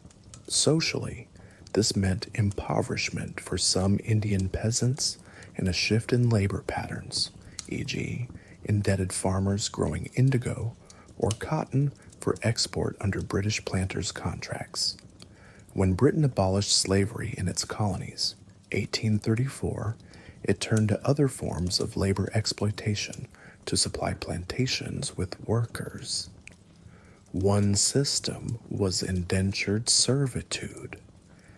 As noted earlier, between the 1830s and 1920, about 1.5 million Indians and hundreds of thousands of Chinese, Africans, and others were recruited as indentured laborers for plantations and infrastructure projects worldwide.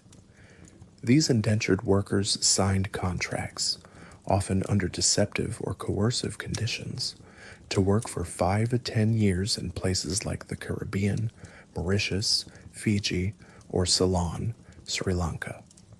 They were shipped across oceans in large numbers, a huge migration driven by the labor needs of industrial capitalism after slavery's decline. While not chattel slaves, their working conditions could be brutal and their freedom limited until contracts ended. For instance, Indians in the sugar plantations of British Guiana or Trinidad had regimentation and harsh conditions, not unlike those of earlier slaves, though they were paid a small wage. This system was rationalized as a way to solve labor shortages on plantations, but it essentially transplanted poverty and overpopulation problems from India and China to distant colonies where labor was wanted. The result was permanent diaspora communities. Today, many people in the Caribbean and other regions are descendants of these 19th century indentured laborers, which is why, for example, Trinidad has a large ethnic Indian population. Industrialization also drove the so-called scramble for Africa later in the 19th century, as European powers sought new territories rich in minerals, rubber, and other resources for their factories. Although that falls beyond the mid-19th century time frame, its seeds were sown earlier. For example, the British took control of South Africa, with its diamonds and gold discovered later, and French and Belgians looked to Central Africa's rubber and ivory. Wherever colonial exploitation went, local social structures were disrupted. Traditional economies were subordinated to export production. In some cases, like the Congo under Belgian King Leopold II, forced labor of horrific brutality was instituted to maximize rubber extraction for European industry, leading to millions of deaths in the 1890s just to 1900s. We mention these later events because they show the trajectory begun by industrial needs, a worldwide extension of the kind of exploitative labor relations we saw in Britain, often in even more extreme form given the racial ideologies that Europeans often applied to colonized peoples. The industrial era's motto could have been, produce cheaply at all costs, and when not at home, where workers slowly won rights, then abroad where oversight was weaker. On a more positive note, industrial know-how and infrastructure were spread globally too. Railroads were built across continents, by British engineers in India, by Americans across North America, by French in Indochina. These connected markets and also allowed movements of people and goods at unprecedented scales. Telegraph lines, steamships, all made the world more interconnected by the late 19th century. Culturally, this global integration introduced new ideas. Missionaries, Western education, in colonies, etc., which would eventually ferment into anti-colonial movements and global exchanges of knowledge. Global migration and social policies. We have touched on migration. By the late 19th century, tens of millions had moved continents. Besides indentured labor, there were also huge voluntary migrations. Europeans to the Americas, Chinese to Southeast Asia, and the Americas, some as contract labor to build railroads or work mines, e.g., Chinese coolies building the U.S. Transcontinental Railroad in the 1860s, Japanese to Hawaii, and Brazil later, etc. These migrations were facilitated by steamships and the need for labor in frontier lands and new industries. The human tapestry of many nations today is a direct result of these flows. Social policies globally often lagged behind those in Europe, but the example of reform did spread. For instance, labor laws. As Britain restricted child labor at home, it also banned it in British colonies, though enforcement varied.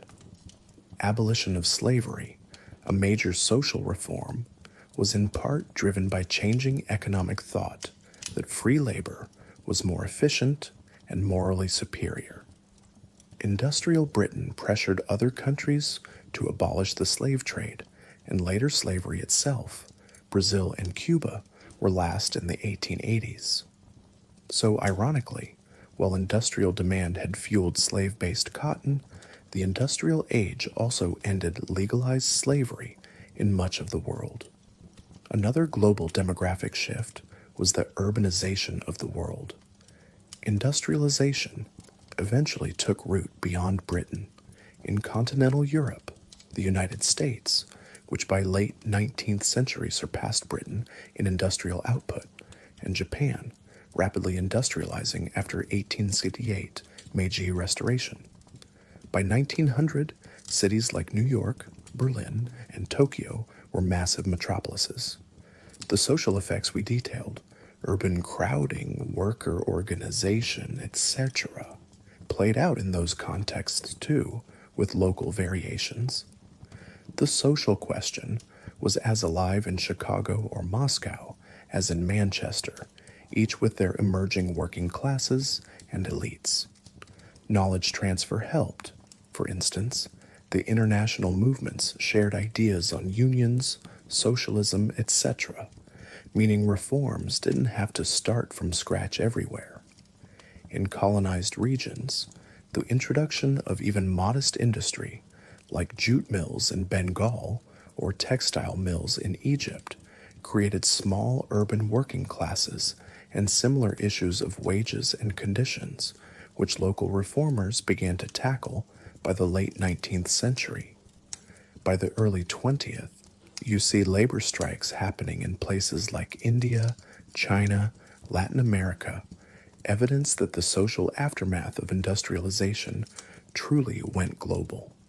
At a higher level, the disparities created by industrialization between the industrial West and non-industrial societies led to a sense of global inequality.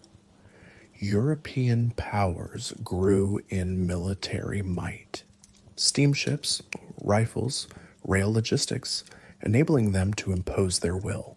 Colonial conquests, like the Opium War, forcing China open in 1842. Many non-Western societies have faced social upheaval, either trying to resist or to modernize to catch up. The Ottoman Empire's reforms, Japan's state-led industrialization, etc. It was a scramble not to be left behind, with varying success. One might reflect calmly that by 1900, the world was much smaller in a social sense. A news of a strike in London could reach New York the next day by telegraph. Immigrant letters kept families connected across oceans. International campaigns, like anti-slavery or missionary movements, engaged citizens in global causes. This global consciousness was something new that emerged out of industrial era connections. To encapsulate, the Industrial Revolution's social aftermath did not stop at national borders. It set peoples in motion across continents. It entrenched some brutal labor systems in new guises. Overseas, even as it reformed them at home, it created riches that fueled imperial ambitions and subjugation of others. And eventually, it spread the seeds of industrial society, factories, railways, wage labor, and social reform ideals into lands far from its English birthplace. This global perspective reminds us that the social story we've been following is part of a much larger human story, one that by the 20th century would become truly worldwide. Now, having surveyed so many aspects, urban and rural changes, class, labor movements, gender roles, children, education, global impact, it is fitting to conclude by summarizing the long-term effects on social mobility, welfare, and reform movements that stemmed from these early industrial upheavals. Long-term effects, social mobility, welfare, and ongoing reform. By the late 19th and the early 20th centuries, the world that had been so jarred by the Industrial Revolution was adapting and evolving. Much of the acute misery of the early factory system had been alleviated through a combination of economic growth, self-organization by workers, and government intervention. This is not to say life became easy or equal, far from it, but standards of living for many working people gradually rose, and new social supports emerged. In this concluding section, we look at how the Industrial Revolution set in motion trends toward greater social mobility and the creation of the modern welfare state, as well as how it inspired ongoing reform movements that continued to shape society well into the 20th century. Rise in Living Standards and in Social Mobility 1, debated question among historians is whether ordinary people were better off in 1850 than in 1750. Early in the Industrial Revolution, many indicators, wages versus cost of living, health, etc., suggest workers initially suffered, often termed the Engels pause, or the early industrial living standards paradox, where productivity soared but real wages stagnated until mid-19th century. But after mid-century, things improved. Real wages for British workers, for instance, roughly doubled between 1850 and 1900. Shorter working hours came into effect. The Saturday half-day became common, giving a small leisure window. Consumer goods, once luxuries, became affordable basics. Factory-made clothing and shoes, soap, matches, newspapers. A working-class family in 1880 likely ate better and had more creature comforts than one in 1820, though still within a modest scope. Social mobility, the chance for individuals to rise in socio-economic status, was limited in early industrial society, but not absent. The new economy did create a middle class of industrialists, engineers, merchants, and professionals that one could potentially join through talent or luck. For example, an ambitious worker might become a foreman, then maybe start a small business. Education slowly opened paths. By the late 19th century, bright working class children could sometimes gain scholarships to universities or technical institutes, entering fields like teaching, civil service, or skilled engineering. Figures like Andrew Carnegie, a Scottish factory boy who emigrated to America and rose to industrial tycoon, became legendary though rare examples, fueling a belief in the self-made man. Even within the working class, there was stratification and mobility.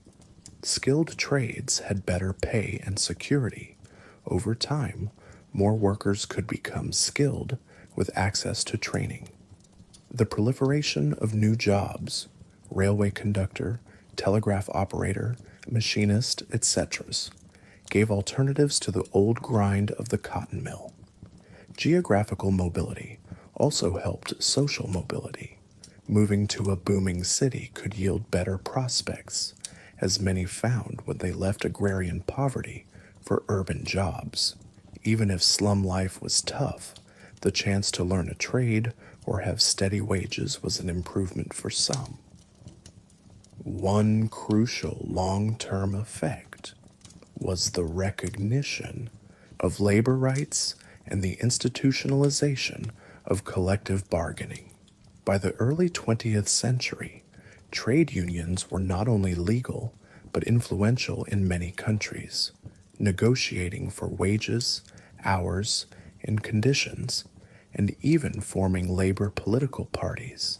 The British Labour Party was founded in 1900s by unionists and socialists. This meant the working class had a direct voice in governance and policy, unimaginable in 1800. Through that voice, many reforms were won. Emergence of welfare measures. The appalling conditions of early industrial cities planted the seeds for what we now call the welfare state. The idea that the community, often embodied in government, has responsibility to ensure a minimum standard of living for its members. Some early welfare measures we've mentioned: the Factory Acts, Health and Safety at Work, Public Health Acts, Sanitation, Clean Water, and Educational Acts. Building on those, late 19th century governments introduced further social legislation, workplace safety regulations. In the 1870s, laws began to require guarding of machinery, proper ventilation, and reporting of accidents. Coal Mines Regulation Acts improved mine safety and banned women and young boys from dangerous underground work as of 1842. Employer liability. Germany's Chancellor Bismarck pioneered social insurance in the 1880s. Health, accident, and old age insurance for workers, essentially the first social security system, as a conservative strategy to undercut socialist appeal. Britain followed with the Workmen's Compensation Act, 1897, compensating injured workers, and later the National Insurance Act, 1911, health and unemployment insurance for certain workers. Housing reforms. By the 1880s, 90s, city governments were clearing some slums and establishing housing standards. Model housing projects, often inspired by philanthropists, demonstrated that better living conditions improved health and morale. The worst of the cellar dwellings and tenements began to be replaced by planned workers' housing, though slums persisted into the 20th century. Nutrition and public assistance, concern for child health, led to things like the provision of free school meals. Britain introduced this in 1906, and medical inspections for school children. The late 19th century also saw the birth of organized social work and charitable societies coordinating relief, gradually shifting away from the punitive poor law workhouses toward more humane support. All these were stepping stones toward the more comprehensive welfare provisions of the mid-20th century, like pensions, universal health care, etc. But the philosophical shift was already visible by 1850. As one historian put it, the Factory Act of 1847 was a turning point where government accepted the principle of intervening to protect workers. The floodgates opened incrementally after that, ongoing reform movements. Even with improvements, reform movements did not relax. They evolved. The Chartist movement, though it faded, left a legacy picked up by later suffrage movements. By 1867 and 1884, working-class men in Britain got the vote, fulfilling the core Chartist demand, universal male suffrage. In other countries similarly, franchise expansions occurred. Women's suffrage movements sprang up, in part fueled by the visibility of working women and the contradictions in their position. Many suffragists were themselves part of the labor or socialist movements, arguing for equal political rights. The experience of collective action in unions also paved the way for broader political ideologies like social democracy and laborism, advocating that the state manage the economy for the public good and provide extensive social services. By the early 20th century, labor parties were in parliaments pushing for policies like the 8-hour workday, minimum wages, and welfare benefits. Another outgrowth was the cooperative movement. Distrustful of both capitalists and the state, some workers formed cooperatives. For example, the Rochdale Society of Equitable Pioneers, 1844, was a famous early cooperative that ran a food store owned and run by workers, which inspired a vast co-op movement, providing affordable goods and sharing profits among members. Not all reforms were initiated by workers. Many middle-class progressives, humanitarians, or religious groups championed causes, from temperance to combat alcoholism, which was rampant partly as self-medication for misery, to child protection laws. For instance, the late 19th century saw laws against child abuse and campaigns to rescue child street sellers or climbing boys, chimney sweeps, essentially building on earlier factory child labor laws to cover other sectors. By reflecting calmly on these long arcs, one sees that what began as immediate responses to dire conditions gradually became enduring institutions and norms of modern society. The notion that children should be in school, not at work, that the ill or injured should be cared for, that the elderly deserve support after a life of labor. These are now widely held values, but they had to be won in the crucible of the Industrial Revolution's social struggles. Enduring lessons and memories. As our narrative draws to a close, consider the generational shift. Someone who was a child in a factory in 1810s might by 1890 be a revered elder, perhaps telling grandchildren how things used to be, how she toiled from dawn to dusk at age 10, and now those grandchildren go to school and play on Saturdays. Those grandchildren might hear these stories almost as one hears a fairy tale or a nightmare from long ago, scarcely believing the world had been like that. Meanwhile, monuments and literature kept the memory alive. Statues to reformers like Shaftesbury, novels by Dickens or Elizabeth Gaskell read by new generations, reminding society not to repeat the darkest chapters. Looking ahead from 1850, there would be new challenges. Later industrialization brought its own problems: mass production, alienation, the tumult of the Great Depression, and then automation. But the social frameworks built in the 19th century gave tools to address them. Trade unions grew stronger, and sometimes too rigid. Welfare states expanded in the 20th century, making good on the promise to protect citizens from cradle to grave, especially after WW2s. Some might argue that in solving one set of problems, new ones arose: bureaucracy, dependency, etc. But few would trade the reformed world for the unchecked early industrial one. In a global sense, the improvements that Western societies achieved were a beacon, and sometimes a source of discontent for colonized or less developed nations who demanded similar treatment and ultimately their own freedom. The story of industrial social change thus directly fed into the 20th century story of decolonization and modernization around the world.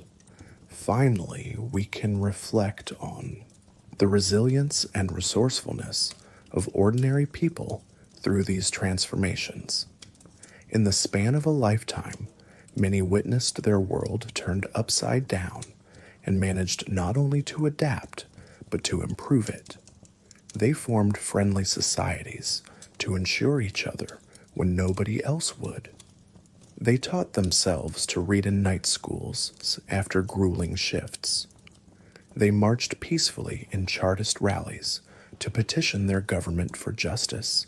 They went on strike with empty bellies to demand fair wages. Over decades, those efforts accumulated into meaningful change. In conclusion, the social aftermath of the Industrial Revolution was a complex tapestry of suffering and progress.